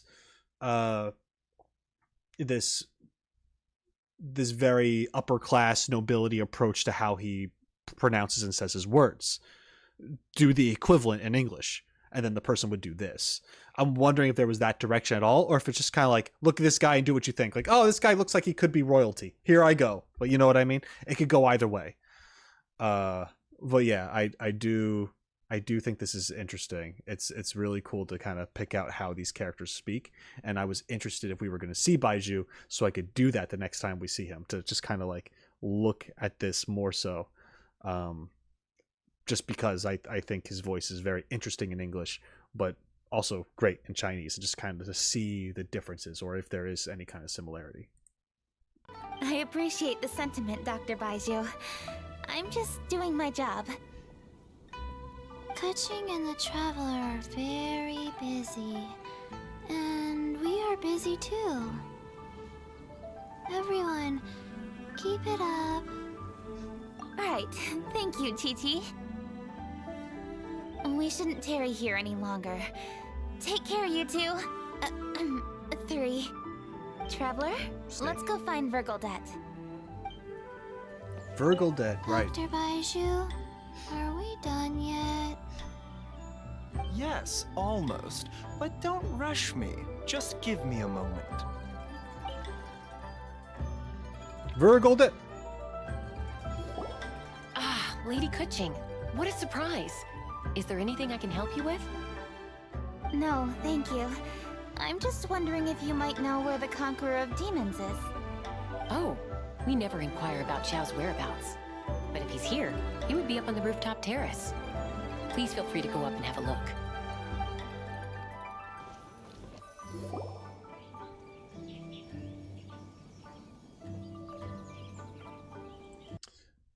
I don't think it'll ever happen. But it'd be great even just to be a voice of an NPC in Genshin Impact one day. That'd be so funny. Could you imagine? Just somewhere out there in the world that you could just talk to randomly. I mean, like, man, that'd be funny. I'm wondering if I had the choice to actually pick a line to say something, like, what would I actually say if someone found me? I don't know. I'd make it funny. Or probably just game breaking in some way. Break the fourth wall or some shit. He doesn't seem to be here. Perhaps we came at the wrong time. Maybe he's out battling somewhere again. Let's leave the gifts with the owner and ask her to... How can I help? Bum bum bum. Okay, that scream was funny. Where did you come from? You scared Paimon! Yes. Hello, I am Keqing, Yuhong of the Liyue Keqing. The Yuhong. Yes. I saw you when we battled Osile. You are fierce with your blade. Anyway, we're here to give you some lantern rite presents. See? There's lots of tasty food! How'd you Don't carry waste that? your delicacies on me. Eradicating demons is my duty. You don't have to thank me. Karma is harmful to the human body, even if you have a stronger constitution than most. You should keep your distance from me when you can afford to. Hey, wait! Are you leaving? Aw, come on! Lantern rite is almost here! Don't you want to take a break? Like I said before, I have no liking for crowds. I must remain vigilant of evil attacks, especially during the holidays. I will continue my patrol as usual. You should also exercise caution. And if there's any danger... Yeah, we know. Good. But the presents... Okay. And he's gone! Well, Xiao hasn't changed a bit. Wonder if he'll come and watch the fireworks this year, though. Alright, we've completed our visits with all the adepti. Let's take a break downstairs before we head back into the city. We did a lot of walking in one day. What should we do? Oh, this guy. Huh? Oh, Lady Keqing! Lady Keqing! I'm so glad to see you here. Peng Yi? What's wrong? What are you doing here? Lady Keqing, let me explain. I had rearranged the fireworks layout and expanded the range to Qingsa Village just like you requested. My people finished setting up the fireworks and we left someone in charge to launch them for the show. And then... The person we left in charge came back shortly after and reported that all the fireworks in Qingsa Village had been stolen. Here we go. I immediately reported the situation to the Millelith and had another batch of fireworks made to be transported to Qingsa Village under escort. However, everyone's short-handed during Lantern Rite. The Millelith are already stretched thin and don't even have enough people to fill their regular patrols. They can't spare anyone to look after the fireworks for us. We don't have many materials left, so if the second batch of fireworks gets stolen as well, we're done for. So, I was thinking to go to Qingsa Village and have a look first. Which is when I bumped into you. Lady Keqing, what should we do? According to the Ministry of Civil Affairs, the number of guards on patrol has to be doubled and rotated continuously during Lantern Rite. They must perform these extra measures in addition to their standard daily affairs. The only manpower they can muster during the festival would be the emergency response units. But those special units are intended only for backup. There are not many of them and they cannot perform prolonged guard duty. If we wish to make use of them, we'll need to resolve the problem quickly. Maybe we can ask the adepti for help. This would be a piece of cake for someone like Cloud Retainer or Xiao. No, that would only make us look incompetent. I'll handle this, Peng Yi. Can't let her do this all by herself. We can take care of this together. Thanks, you two. Actually, I have an idea. Let me make some arrangements. Peng Yi, go back to Liyue Harbor and get the fireworks ready. Then meet me in Qingsa Village. Traveler, come with me. Let's ask around to see what happened. Keqing would be a businesswoman who's always on her phone. She'd be like, yeah, let me handle that. Pulls out a cell phone, walks away talking to someone. Like, that's her. That's if she had that would be her. You wouldn't get a word in. She'd always just be talking to people, getting things done. probably make her job a lot easier too. She'd probably work even more because usually she has to go meet people face to face and have meetings. Now she can be going to meet someone while talking in the process about something else that's important. Anyway, they need to invent phones, I guess. That's just what they have to do. But okay, yeah, we're getting to the point where we're probably going to get involved. We're going to hunt down some thieves and beat them up, get the fireworks back, all that stuff, or stay on guard duty for these ones and then rough up some people, maybe. Or maybe it's a big old misunderstanding. I don't know, but I doubt it. We'll see.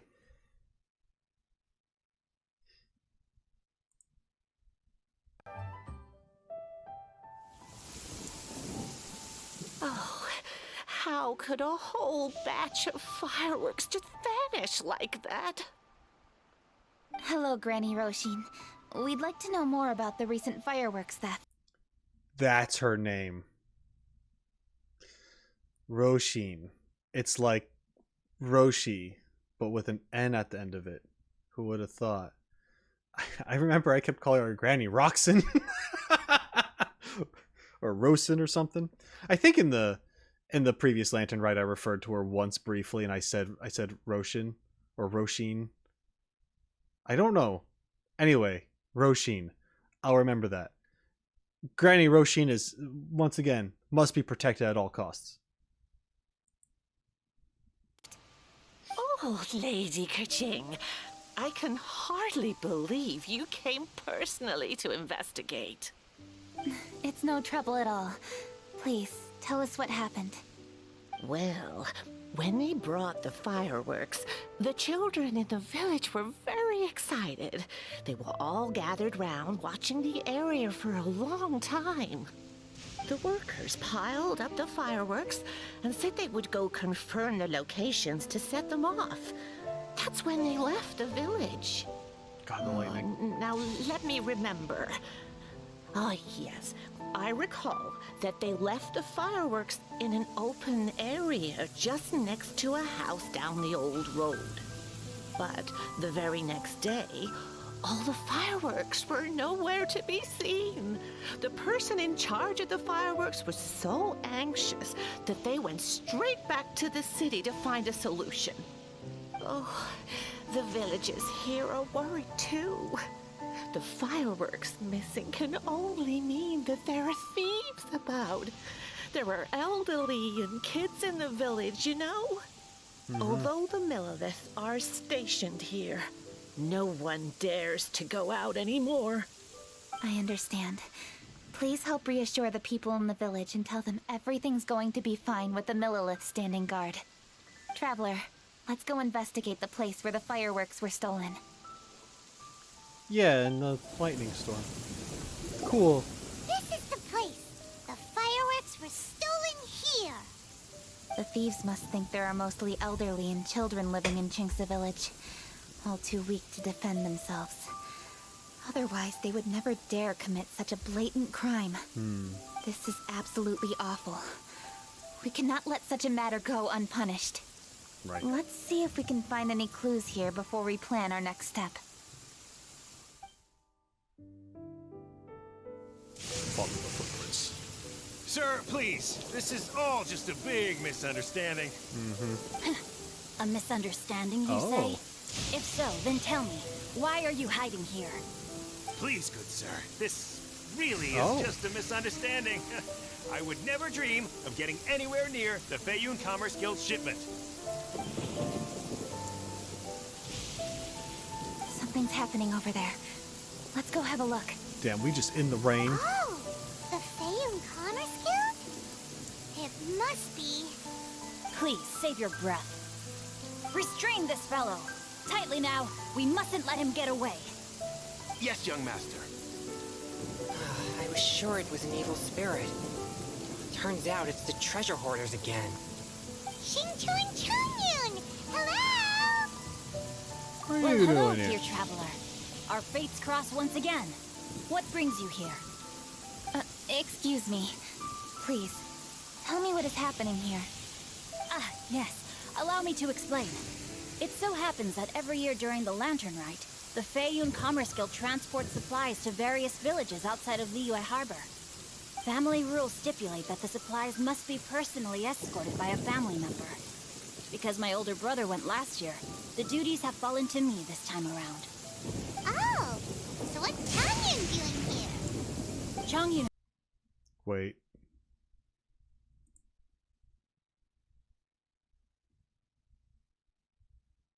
Rue? The fuck?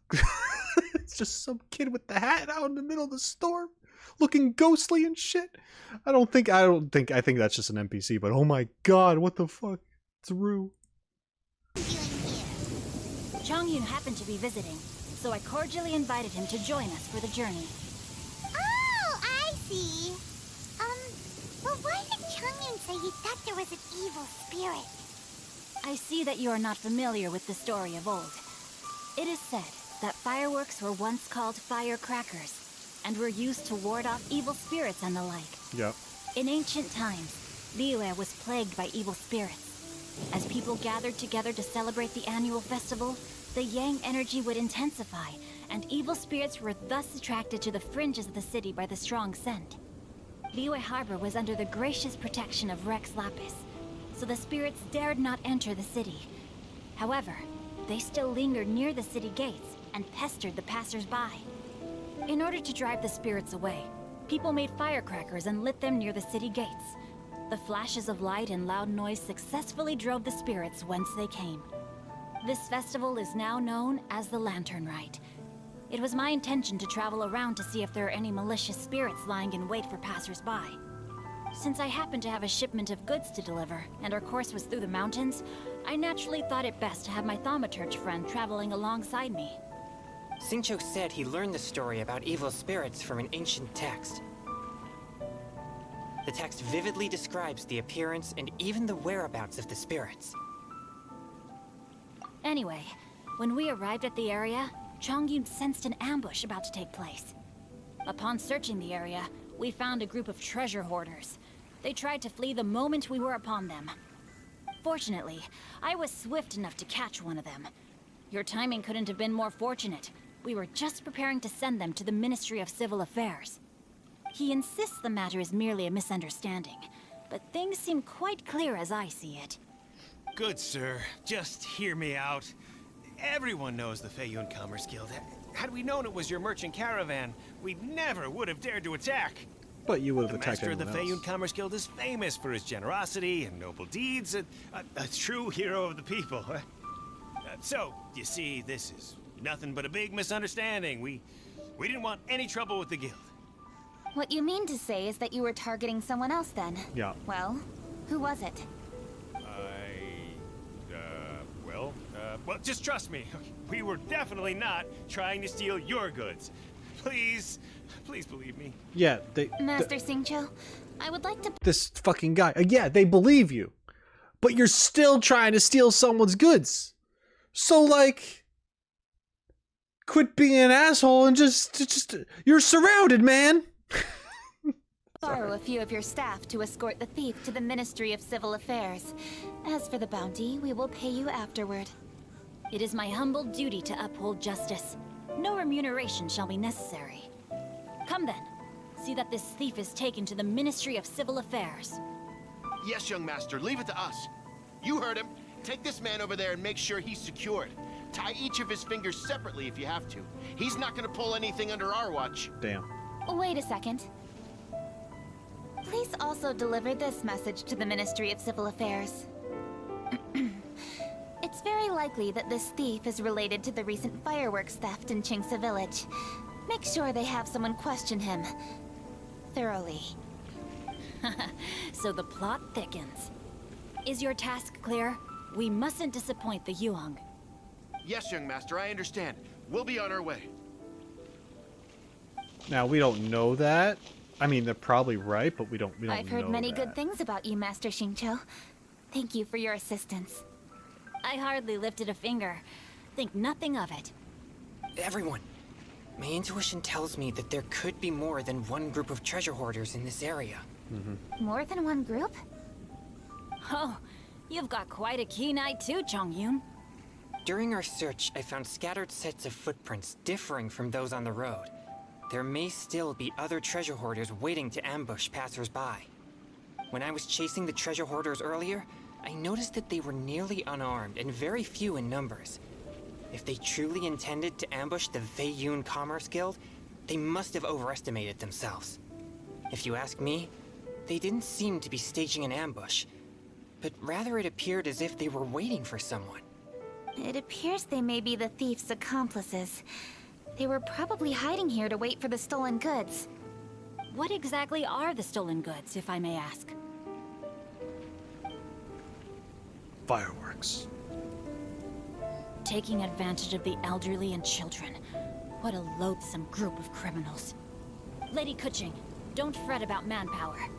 Chongyun, let's go lend them a hand in Qingce village, shall we? Yeah, just leave it to us. We can handle a bunch of thieves. Thank you. That will help alleviate the crisis in Qingce village. Unfortunately, the footprints we were following end here.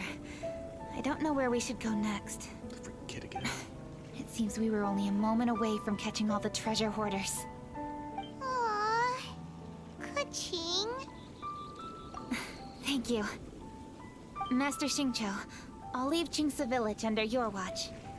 Most assuredly, Lady Keqing.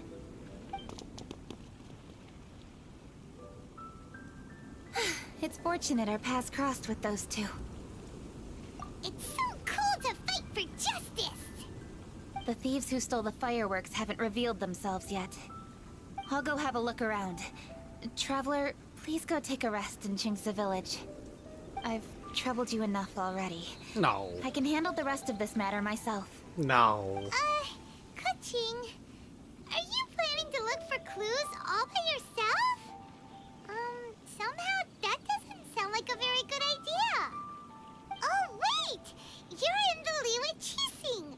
Why don't you ask some of your subordinates to help? At least it'll be safer than investigating on your own. Yes, I agree, but we are short-handed at the moment. I can handle these trivial matters myself. The fireworks that were transported to Qingce village were quite bulky. They couldn't have gone far. Way I see it, if they were clever enough, they would conceal the stolen goods somewhere and then come pick them up later. All I have to do is find out where they hid the fireworks and then return to the location with reinforcements. Don't worry. I am not reckless, and I won't carelessly alert the thieves. You can certainly trust me by now. Well, when you put it that way... It's settled then. Traveler, Paimon, please go get some rest. I'll go find you in Qingce village when I'm done.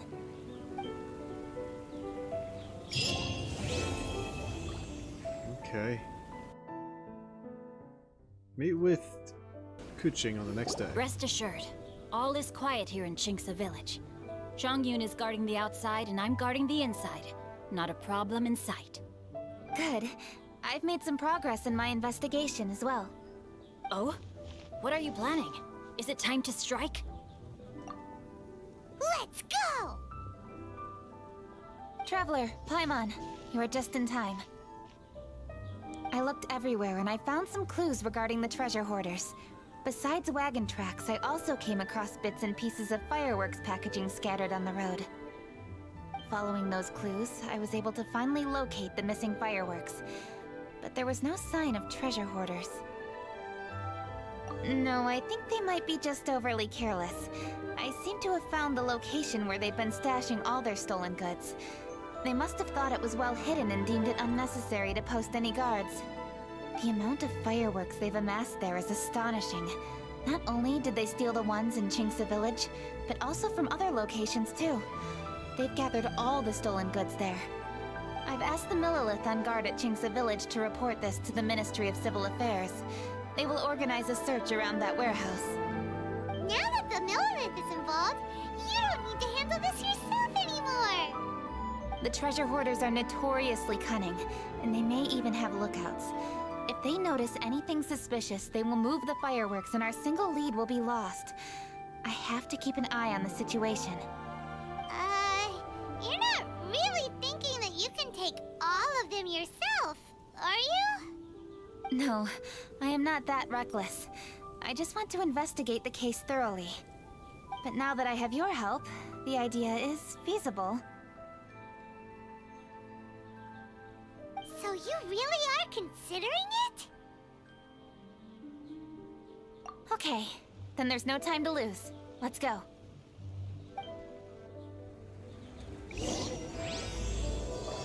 Alright, part 3. The stars inscribe the year's wishes.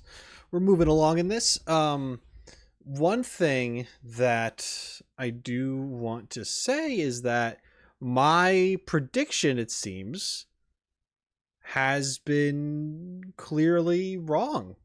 I assumed this was going to be very Shenhe heavy, and it wasn't, and I guess I could have guessed that. I thought it was going to be more Shenhe, although she appeared in it. It was very brief. I thought there was going to be more of a focus because of the Crane Returns on the Wind. But then I guess maybe they didn't want that because it would have been like more Shenhe being forced down your throat. Not that I think it would ever be that way with Shenhe, because I think she's one of the she's one of my favorite characters in the game. Like I said, she's probably in the top 5. This is very Keqing heavy. A lot heavier than I thought. I didn't realize that.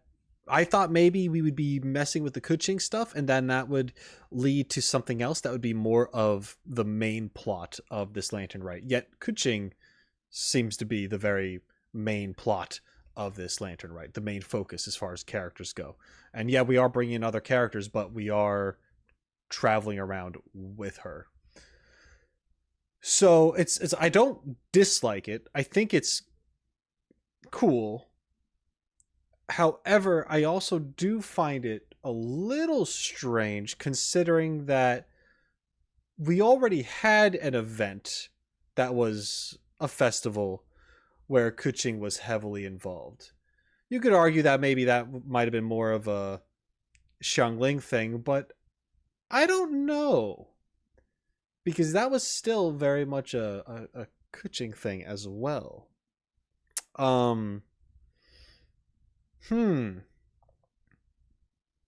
Like I said, I don't dislike it, but I'm just wondering, like, what was there when it comes to... I shouldn't think this way, but I usually think of motives, and Hoyoverse is a company, so I'm kind of like, is there a reason why they're focusing on this character in particular? You know, like I'm not entirely sure. I know that Keqing is on the standard banner. Was she always on the standard banner? Was there always a standard banner? And if not, is this when she was put on the standard banner? Or about to? You know? That's what I'm kind of thinking. I'm thinking like there might have been something else involving Keqing marketing-wise, which is why they planned this to be very much a story following her around. And if that's not the case, and they're just spending time with Keqing because they like Keqing and they want to have you explore this character more, then that's fine too. There's nothing wrong with that. I'm just thinking if there was something more to it at the time. Because, I don't know, I figured with Lantern Rite, there is so many other directions they could have gone. Yet we are just... actually, this does make sense, though. But it could have easily have been Ningguang or Ganyu, who weren't, like, main characters in the previous event that had Xiangling and Keqing as, like, the main two that you'd interact with. You know what I mean? So I'm not really sure. I feel like there's more to it than that. Anyway, I guess maybe with Ningguang and Ganyu, you can't find that many excuses for them to leave Liyue Harbor and go around and do a bunch of stuff. Ningguang's most likely going to stay where she is and Ganyu is also very much in her work. But I mean, with Ganyu's story quest, we went to all sorts of places too. It was all over the place. So yeah, I don't know. Anyway, it's not a complaint, it's just an observation.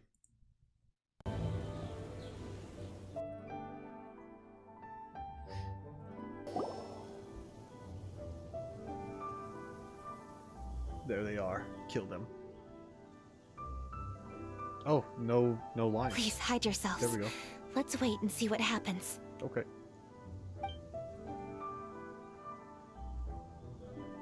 Hey, boss. You think we have enough fireworks now? Are you kidding? This ain't nowhere near enough. But boss, if we want more fireworks, we're gonna have to steal them in the city. Ain't gonna be easy. You got a point. All right, then we steal those things that make a real loud bang but don't light up real pretty. What do they call them? Yeah, firecrackers. Those'll do the job. All we need to do is make some real ruckus. As long as we distract the Millilith, the other hoarders can do their end of the job. You get it? Got it, boss. I gotta hand it to you. We're gonna hit the jackpot this time. But boss, all our boys are out scouting around. Don't you think we need a few more to guard the stash? Hey, don't worry about it. The Millilith are swamped with lantern rite.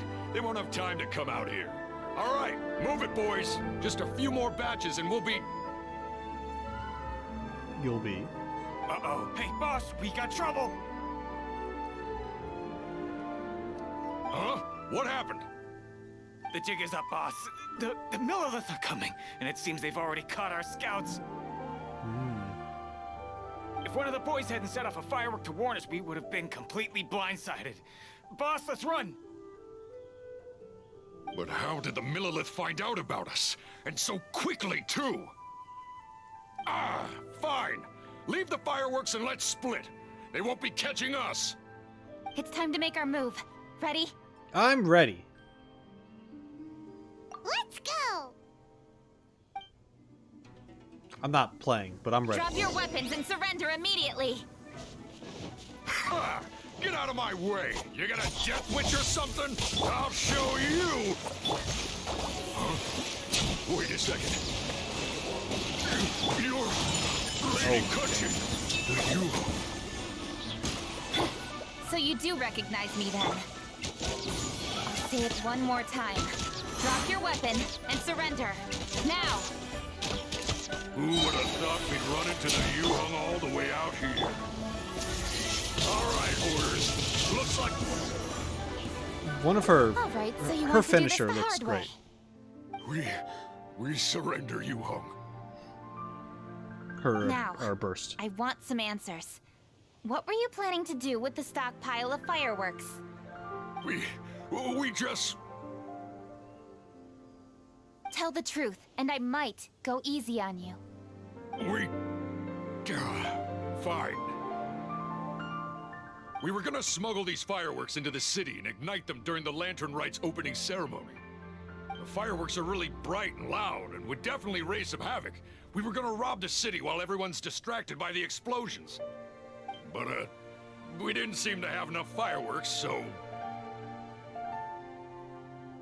Oh? So you mean you had more than one group of thieves stealing fireworks? Yeah, that's right. Originally... Sorry to interrupt. It's so hard to take this guy seriously. He has the gruffest voice imaginable, but you know, just by looking at his eyes, if you took away this bandana around his face, this guy has the most baby face you've ever seen. So it's really hard to take him seriously. I don't know. He's an oversized pillowy child. Anyway, yeah, sorry about that. Go back a little bit. More than one group of thieves stealing fireworks? Yeah, that's right.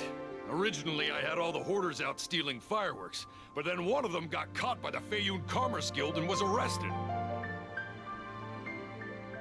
I really didn't get it. Why did the Feiyun Commerce Guild get involved? We were only stealing from the government. What I meant is, well, I was worried that the guy who got arrested would rat us out. Who would have guessed we'd end up running into you like that? Hey, didn't one of you just say that the Millilith were coming too? Yeah, that's right. I wonder how the Millilith even found out we had dispatched scouts. They somehow captured almost all of them. If someone hadn't alerted us, we would have all been caught.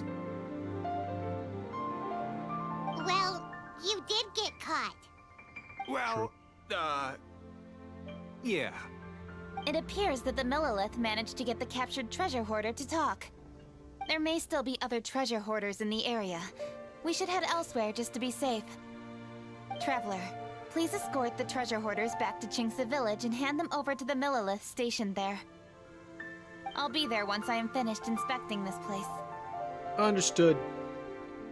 Yes, you too. I'll see you in Qingce Village.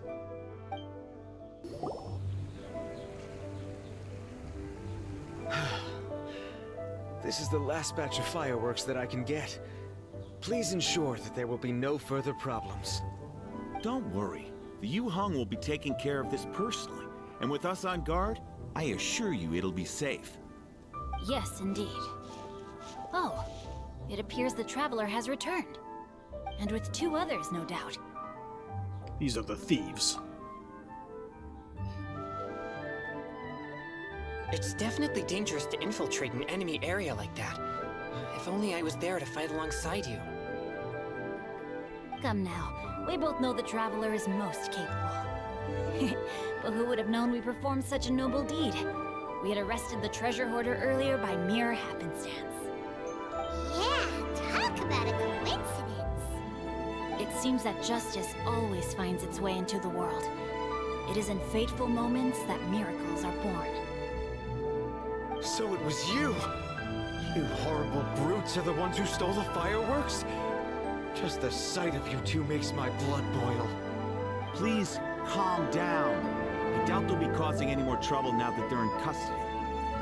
Thank you very much, Traveler. But may I ask, why has Lady Keqing not returned with you? Lady Keqing was worried there'd be more treasure hoarders lurking about. She wanted to conduct a full search of the area. Oh, I see. Yes, Lady Keqing is quite thorough. A squad of Millilith came by just now. I believe they were sent by the Ministry of Civil Affairs. I also heard that most of the fleeing treasure hoarders have already been apprehended. Hopefully that will be the end of this matter. Anyway, you may leave these treasure hoarders to us. I will escort them back to the city and make sure they stand trial with the others. And thus, our chapter has finally reached its timely conclusion. I am partial to fireworks myself, but I'm afraid we must also be leaving now. Huh?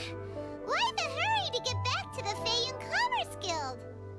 Oh, don't tell us you have work to do too! Inevitably, affairs do become busier around festive seasons. But no need to worry. We have many attendants to assist us. And there's always Chongyun, too. Huh? You mean you're assigning more work to me? 'Tis only my duty as your dearest friend. Work before play, as they say. I'm sure you understand. That's not... Oh, alright. I suppose. I don't think that's how that As works. the saying goes, many hands make light work. As long as work is assigned to the right people, everything will proceed without a hitch. If you ask me, I think speaking eloquently is just a guise for assigning work to everybody else. All right, all right. I shall treat you to a meal after the work is done. Farewell, traveler.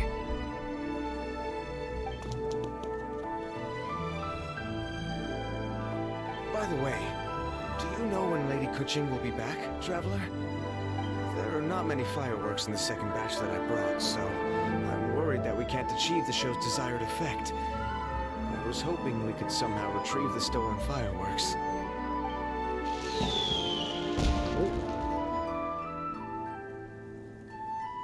Hey! Did you hear that explosion? Maybe it was fireworks. Or maybe more treasure hoarders! Oh no! Maybe she ran into trouble! Let's go and help her! Interesting.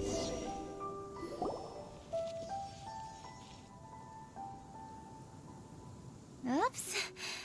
What did I do? Hey! Keqing! Uh-huh. What treasure hoarders? We heard an explosion and thought it might be treasure hoarders sending signals to one another again. I see. Sorry, that's not the case.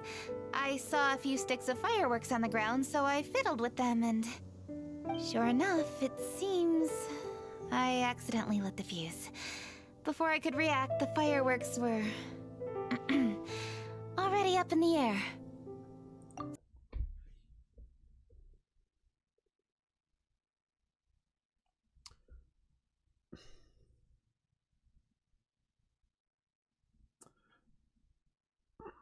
I'm gonna let the scene play out. I have some comments about that. So no enemies? Whew. Well, that's good. We thought you might have been surrounded by bad guys. I apologize. I didn't mean to alarm you. Fortunately, there are no more treasure hoarders in the area. It seems this matter has finally come to an end. Great! The case of the stolen fireworks is finally solved.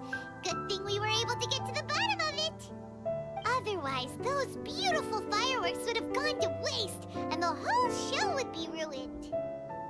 By the way, Keqing, you're the one in charge of the fireworks show, which means you know the best viewing spot, right? Yes, of course. The best view should be from the Jade Chamber. Don't worry, I haven't forgotten my promise. But first, I have to drop by the Ministry of Civil Affairs and close this case. Leave the rest of this to me. You've already been a great help. Why don't you go for a walk around the city and I'll meet you when I'm done? Okay, but we'll be waiting for you.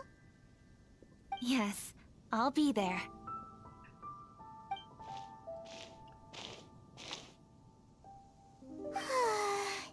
Keqing really is super busy.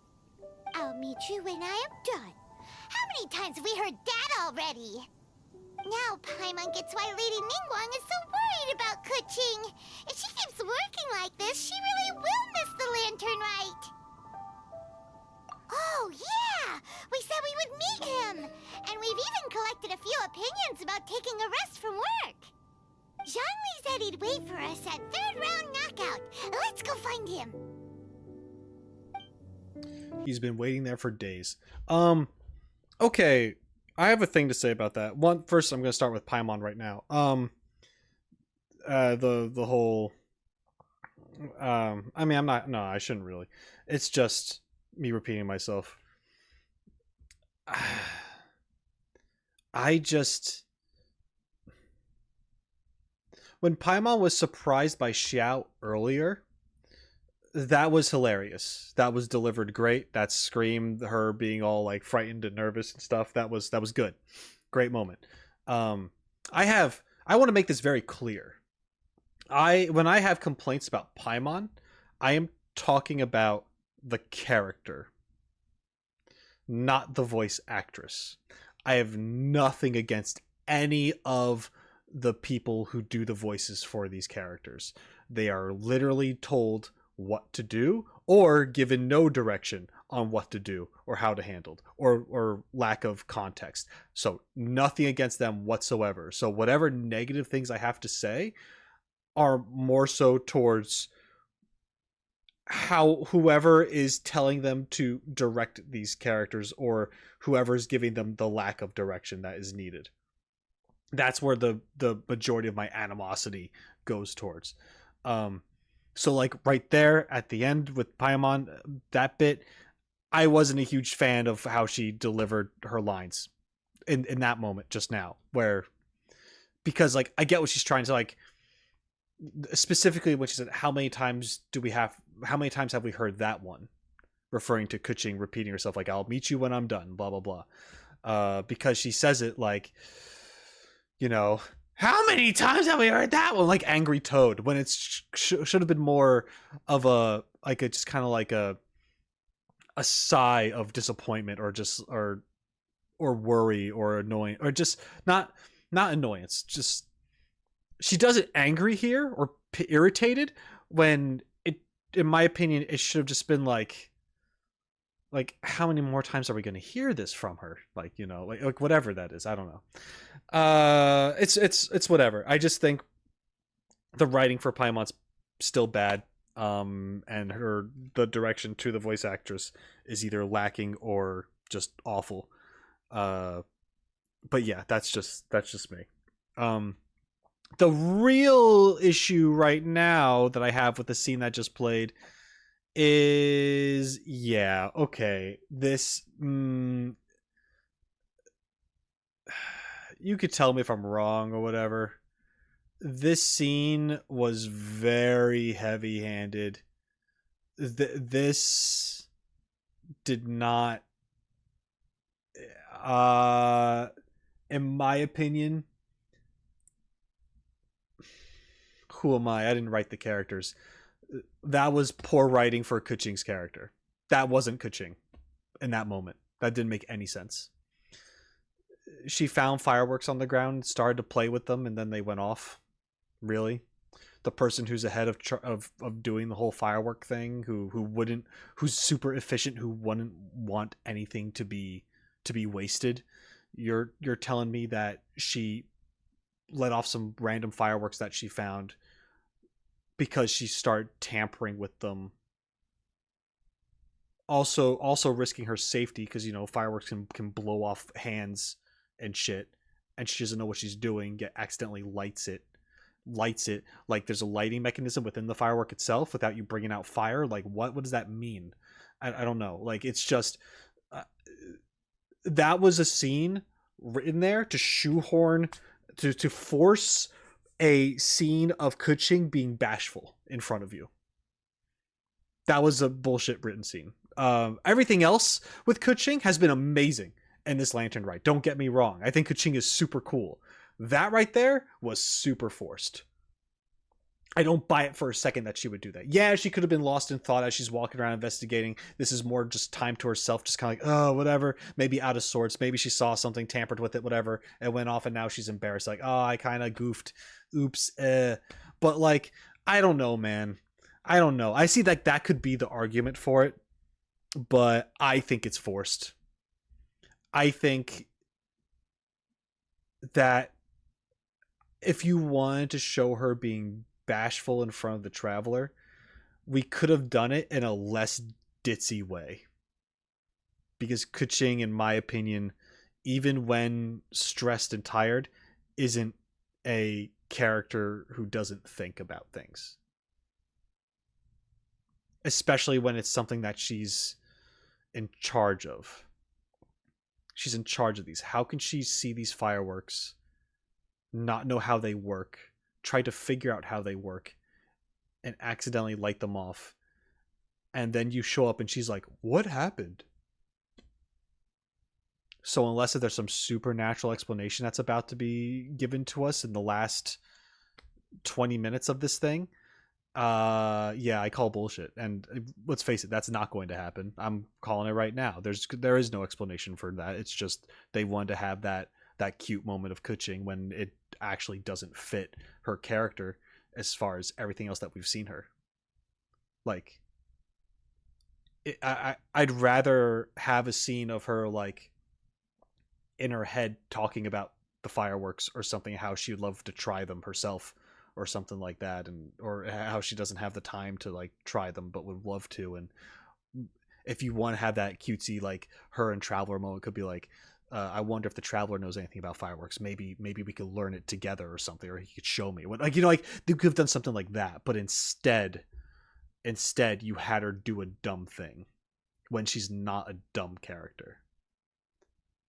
Like, she pulled an Amber or something, right? Like, I can see Amber doing something like this because Amber's curious and she just, like, mess with stuff.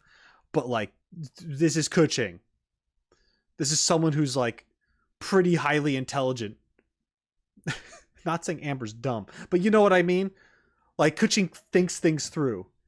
Here, there was none of that. It was just like, and then it was treated like no big deal.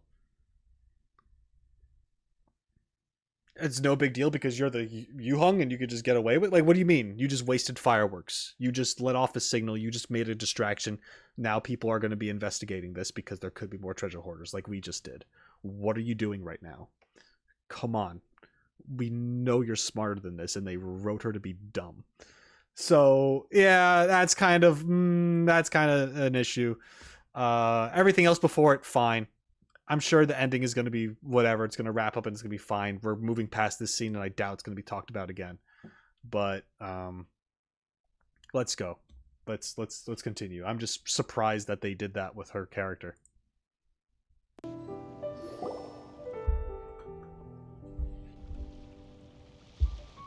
Hey, is that who Paimon thinks it is? Yunjin appearance. Yes, you are quite right. I shall take your wise words to heart, sir. They will certainly be most helpful in my next performance. You are welcome, Miss Yun. Your willingness to hear suggestions is indeed impressive. It's no wonder your opera performance has only been getting better. No, I'm afraid that's not always the case. Though I am still young, I can be quite arrogant at times. I do not always accept advice so readily, but your wisdom has spoken to me. Zhongli, we're back! Ah, you've returned. Hmm? You are also acquaintances? Yes. Yes, we sure are! Not everyone gets the privilege of meeting someone so knowledgeable and discreet as Mr. Zhongli. You are indeed well connected, traveler. Indeed. I am flattered, Miss Yun. It is an honor for an ordinary person like myself to have met the traveler. Yeah, ordinary person. Wow. Did he really just say that? Mm-hmm. I'm sure you must have matters to discuss.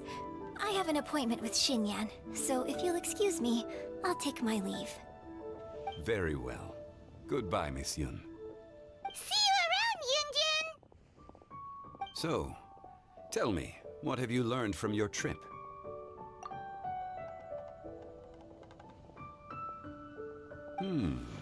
I see. Well, traveler, what do you make of all their opinions? Yeah, Paimon already started creating her own story on the way here. The goal is to convince Keqing to rest more with just a simple story, right? If that's the case, then Paimon thinks we can use food as our theme. Think about it. Who doesn't like delicious food? And when it comes to eating, everyone has an opinion. It's the perfect angle for our story. Paimon knows just what to write. Let's say there's a chef in Liyue who's very talented at cooking. He opens a massive restaurant at Liyue Harbor, and lots of customers come every day, so he's always super busy. Then, how should the story go from there? His food starts getting worse Ooh, and worse. that's good. But wait, didn't we say he's really good at cooking? That would make sense. The look on the traveler. There's no need to jump to the conclusion. Why don't you elaborate more on the chef? More about the chef. You mean both good and bad things? Yes. To gain one's empathy, there must be familiarity. I would like to understand this chef character of ours a little deeper. Paimon didn't think this far. Why don't you take it from here? Since you've spoken with others familiar with Keqing, why don't we integrate their thoughts into your story? That will allow it to become all the more convincing. Okay. Let Paimon think. What did Cloud Retainer say? As one sows, so do they reap. And the joy of reaping is what one yearns for. That was quite poetic, Paimon. Bravo! Oh, now Paimon remembers? Cloud Retainer said that if she spends all her efforts working on a machine with no time to test the outcome, then she'd be like a chef who doesn't get to try their own food. Problems are bound to pop up. Yes, it is most unwise to put the cart before the horse. That's exactly what she said. So, let's make that happen to the chef in the story. He's great at cooking, but he can't enjoy his own food. But there must be a reason why he doesn't partake in the delicacies he makes. Right! It's because he's super busy! He receives the customers, he takes the orders, and he does all the cooking himself. That should keep him busy enough. He's so busy every day that he doesn't even have time to take a break, which obviously also means he doesn't have time to eat. Hey, it's just a story. Besides, it's supposed to leave a powerful impression. Kinda like fireworks. Yes, the chef is unwilling to delegate tasks to others. He's overconfident about his own cooking abilities and tries to accomplish everything on his own. Paimon already kind of feels sorry for him. Oh, right! That's what the chef doesn't understand. And there's another saying. What was it again?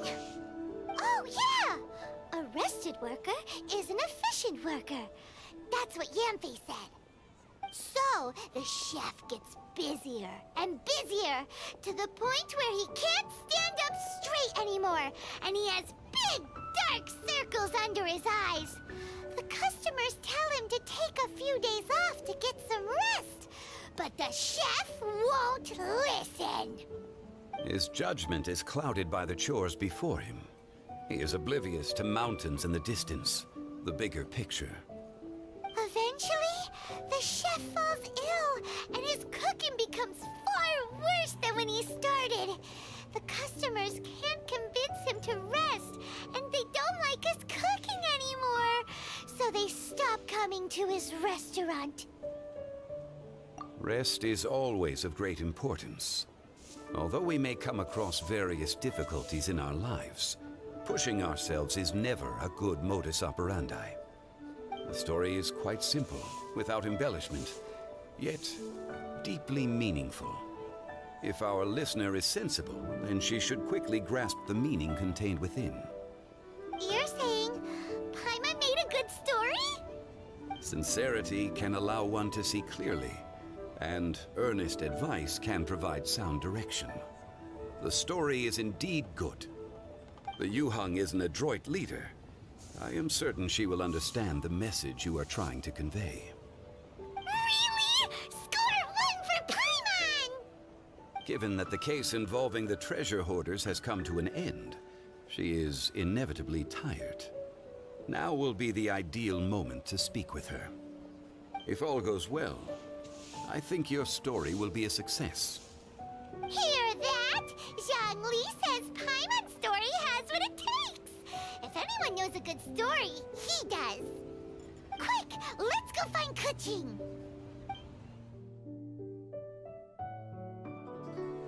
The matter has finally come to an end, but we mustn't lower our guard. Increase patrols around Qingce Village and coordinate our people at other fireworks locations to prevent any further theft. Yes, Lady Keqing.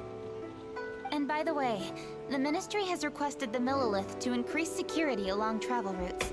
How is that proceeding? It's all been taken care of. However, due to various reasons, there are still some blind spots in the city. Have we drafted a new patrol map? Please, give me a copy and I'll look it over when I have time. Understood. The patrol map is still being drafted, but it will be ready soon. Okay.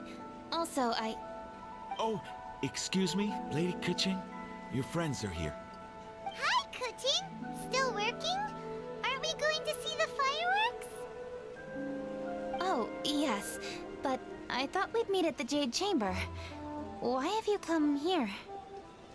Yeah, we walked around the city just like you told us to. It's very nice. But it would be even nicer if you could join us. Do you still have work to do? It's nothing urgent, really. Just some trivial matters. But I wish to get it done as soon as possible. You can leave it to us, Lady Keqing. You've been working hard for a long time, so you should get some rest. If I'm not mistaken, the Traveler is here to remind you to take a break.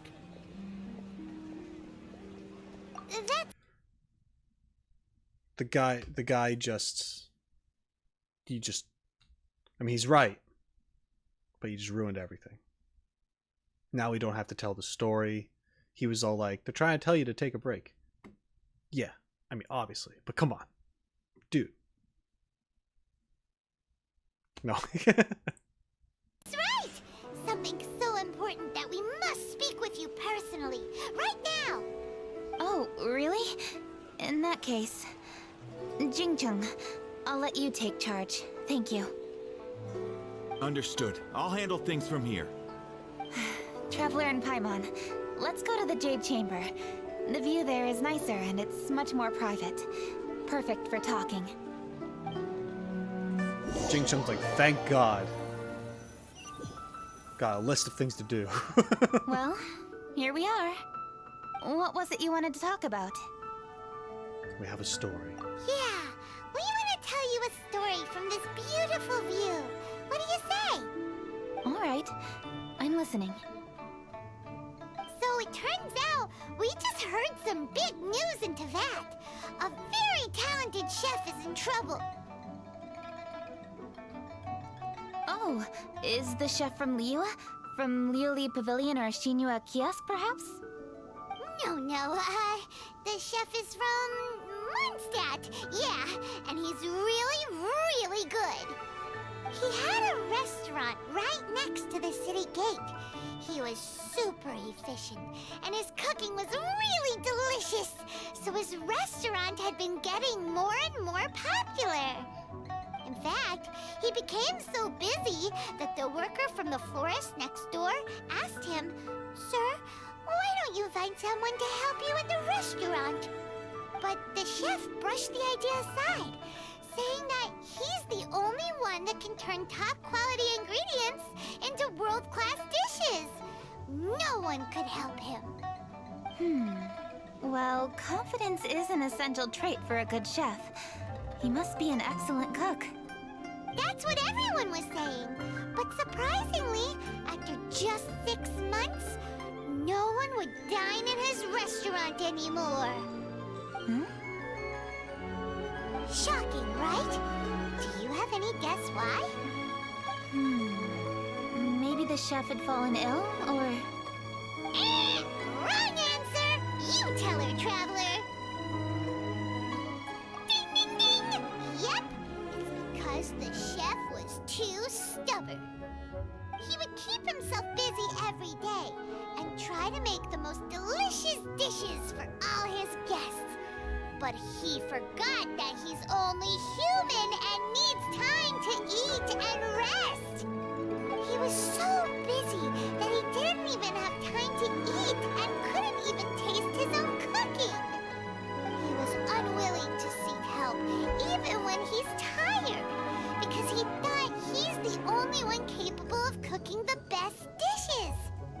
Eventually, the people around him felt like they couldn't help him anyway, so they just left. And because he had forgotten the original taste of his dishes, he was no longer a good chef. In the end, his restaurant had no choice but to close for good. Oh. I see. He's overly confident, which disappoints the people around him, and he's so impatient that he ends up losing sight of his original purpose. So, that's the whole story? Oh, yep, that's the whole thing. That's not a very good story. Hey, didn't you just say that Paimon made a great story? Did you come up with that story?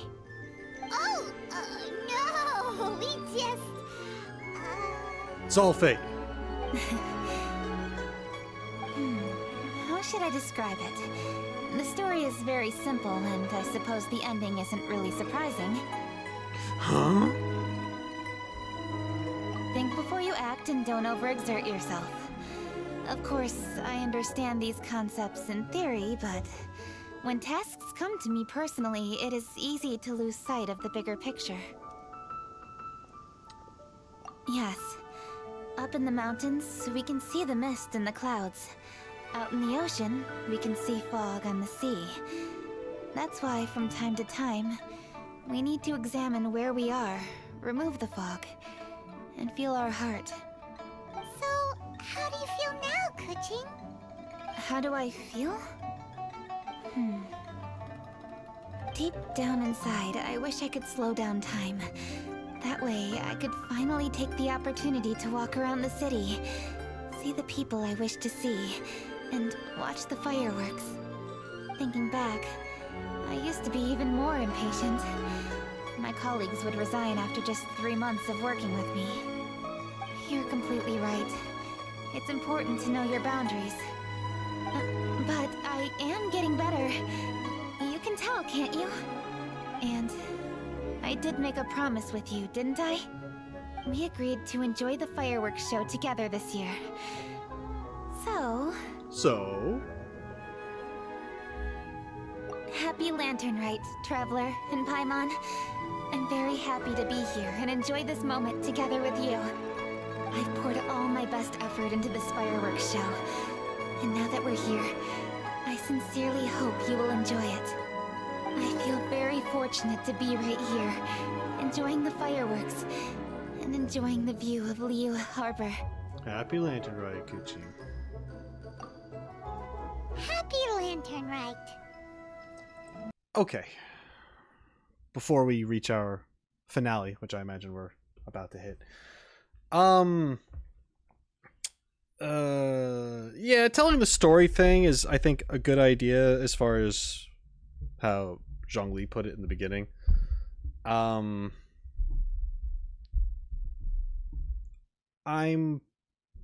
not too thrilled with how it was delivered. Not saying it was the worst thing possible, but okay, here's the thing. It's just too much. It's just too much Paimon. It's too much Paimon talking right now. That would have been a good moment if the Traveler was going to have any lines. It should have been the Traveler telling the story. That's it. Like, just give the guy some voice lines. It was literally like we didn't have to be here. Paimon made the story. Paimon told the story. We literally gave the punchline of like, "You're stubborn." And Keqing's over here like, "Oh, I know." Like, yeah. What were we thinking? Like, I don't know. It's all right. It's still a very a sweet moment in general. I do like what Keqing said at the end of that bit there, where she said if only she could slow down time so she could walk around and enjoy the little things, right? Which once again is a big message in this, to enjoy the world around you, to enjoy the little things, to not rush to the next thing. But in her case, she gets so busy that she can't focus on what her hard work becomes. Instead, it's just more and more hard work down the line until she's overtired and can't do anything. So I do like how she recognizes that and how she says it, and noticing something or being aware of something is the first step to improvement. So yeah, there's that. Okay, let's wrap this thing up. Happy Lantern Rite. And thank you. You're welcome.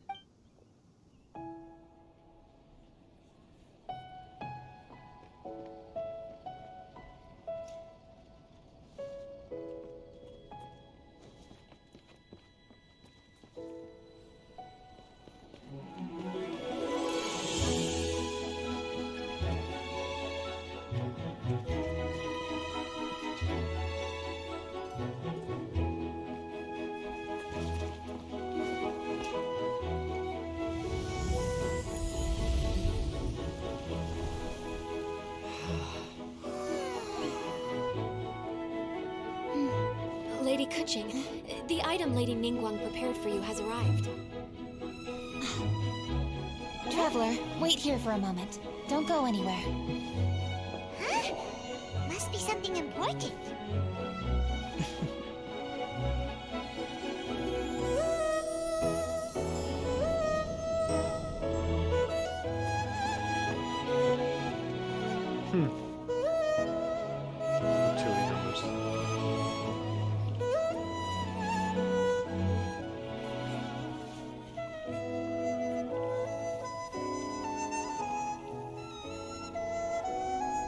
Traveler, Paimon?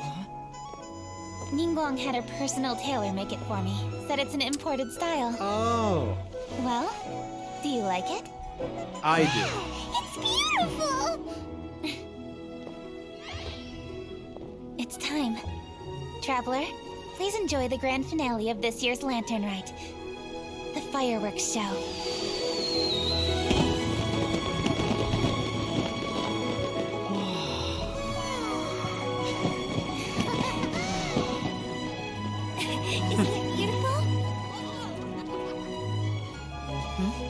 Hey, check you out.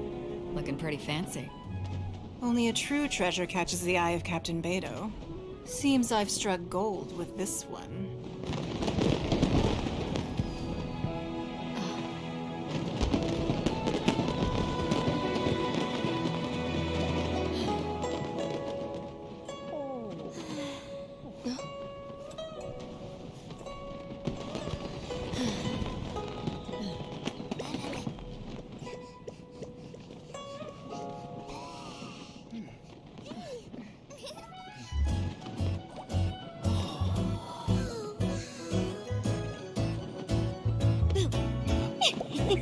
Did you see that? Way over there, a firework that looks just like a pig! So it does.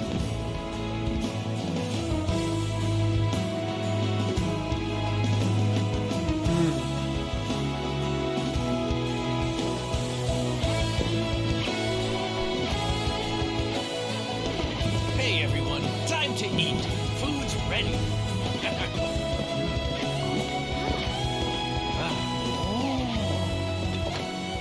No better way to celebrate.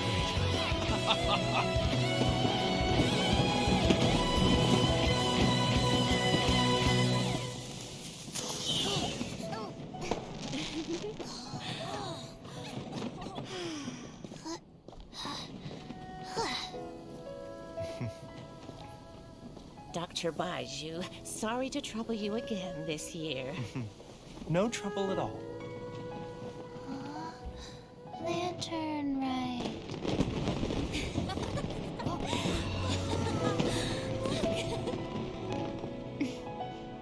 Happy Lantern Rite.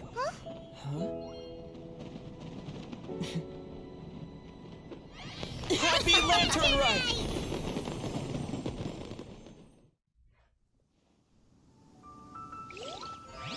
Okay. Quest completed. What did you think of this year's fireworks display? I Pretty just good. hope this festival can be everything that people want it to be. Really? I hope you're not just saying that to reassure me. I want you to be straight with me if you have any suggestions. Anyway, if you have any time during the festival, take a look around the city. There's a lot to see, but it won't last, so make the most of it.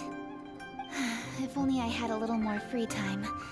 I'd love to take you around and show you everything we did to make the city look special during the festival. Okay. So...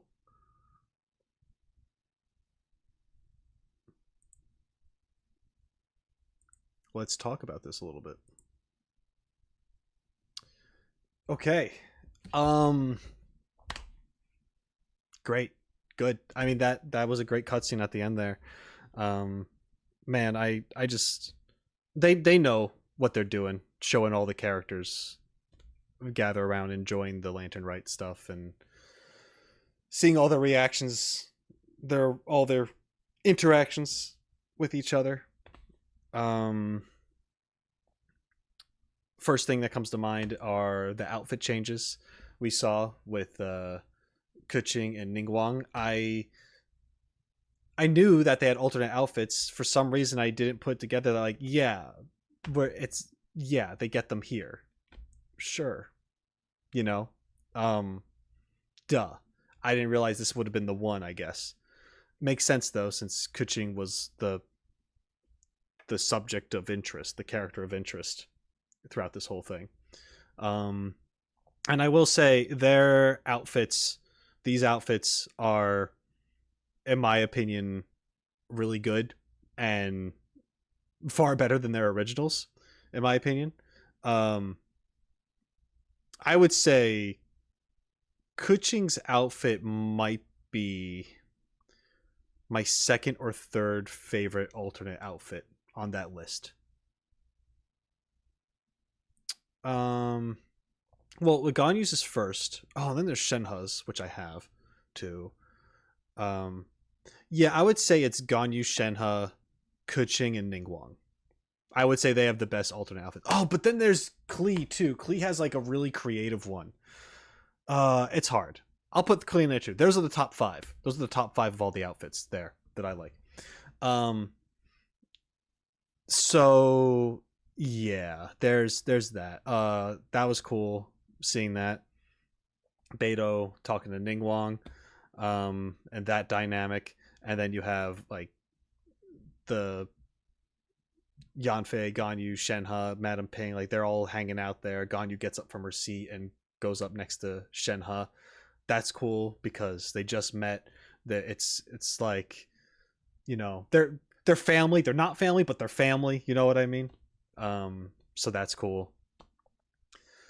Xianling talking to the Xingqiu and Chongyun. That, like, you know, there's a bunch of good stuff. Baizhu and Chi-Chi showing up in Qingce Village. I enjoyed it. I enjoyed the little glimpses we got going around, seeing all this stuff, and yeah, just enjoying a fireworks show that takes place all across Liyue, all thanks to Keqing and her hard work and how she gets to actually enjoy it with friends and stuff. It's nice. It's a wholesome feel, and it's good. I will say, my overall, I mean, I don't do these to review them, but of course I tell you what I think of them as I go through. Story-wise, this Lantern Rite was fairly simple. It was definitely more of, like, I don't want to compare it to the most recent one, but they did obviously come a long way in some things.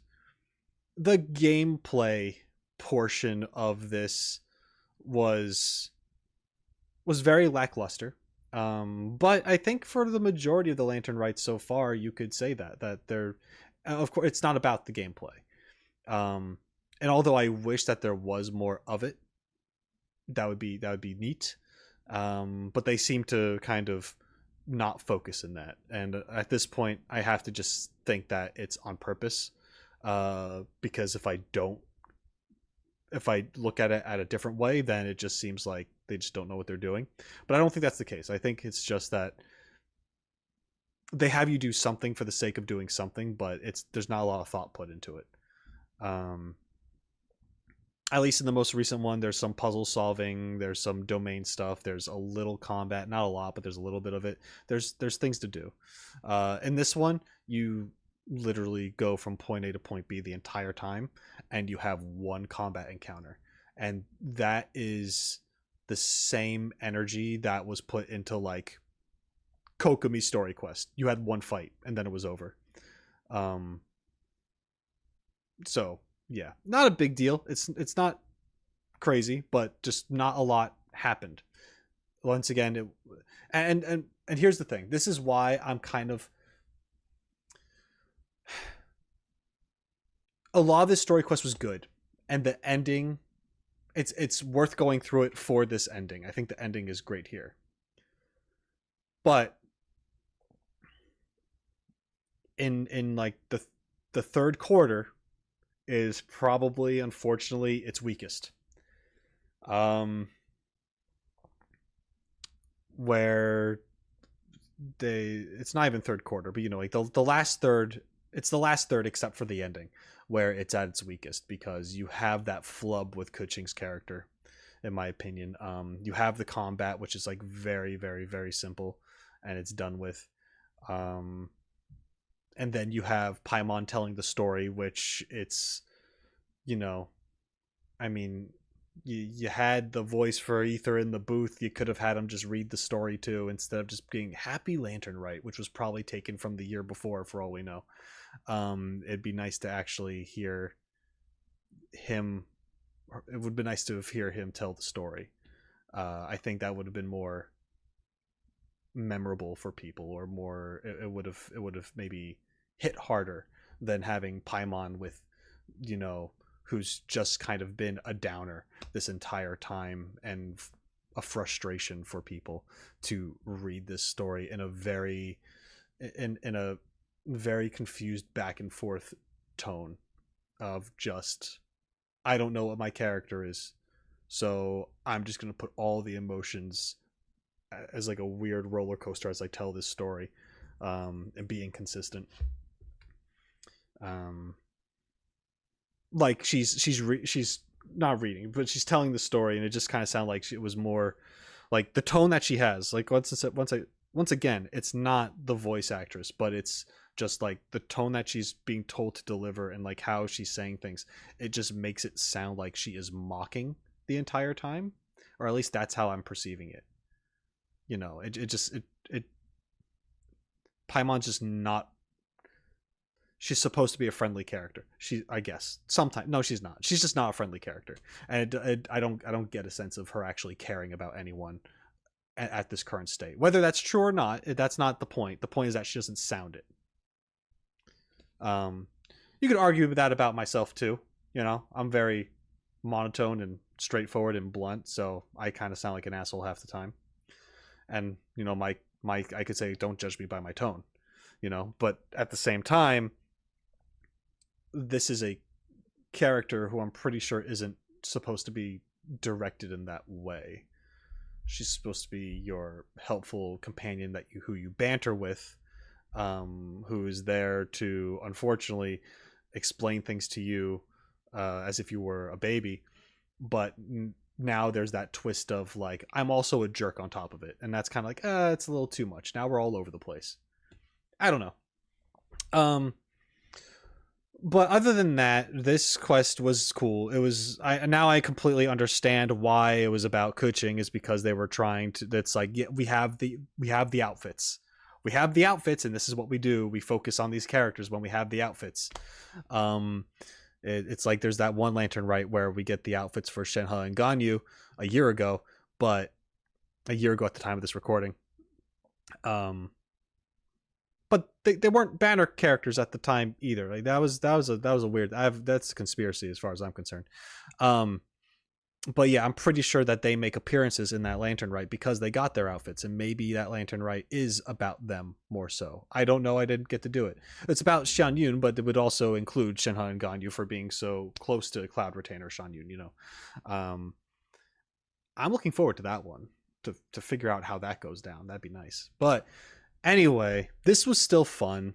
It was still a good time. I'm glad that I watched it. It's really cool to go through all of these lantern rites and just see what they did for them and how they change over time. And man, the Genshin Impact cutscenes are very good. I will say that the quality of this video did kind of go up and down. I felt like it dipped sometimes with frame rate. I don't know if that was an issue with on the game's part, or the guy who was so generously Nishiench, sorry, don't know how to pronounce your name. They recorded this, they uploaded this forever ago, you know. So I don't know if this was something on the game's end, if this was something on their end. You know, they don't have Bloom on, so maybe they have trouble running the game on their PC or whatever. Who knows? I don't want to judge. But something that's probably the game's issue more than anything is there was audio mixing problems where the music was a lot louder than the characters talking a lot. So if that was the case, that's a little unfortunate. It wasn't unbearable, but man, I could see people maybe possibly complaining about that. But I'm doing my best on my end, so hopefully you're able to hear everything and that it doesn't blow out your ears. But I had a little trouble hearing what the characters were saying. Even I could understand everything, and I was able to read along as well if I needed to, but at sometimes the music was a lot louder than what they were saying. But yeah, that's about it. This was fun. this was great. I'm glad that I got to watch this, and I'm looking forward to moving on to the next thing. We're back in Inazuma doing all sorts of stuff. I think next time it's time for Raiden Shogun's second story quest. So look forward to that. But anyway, that's it for me. Thanks for watching. I appreciate it. And as always, shine on, you crazy diamonds. Later.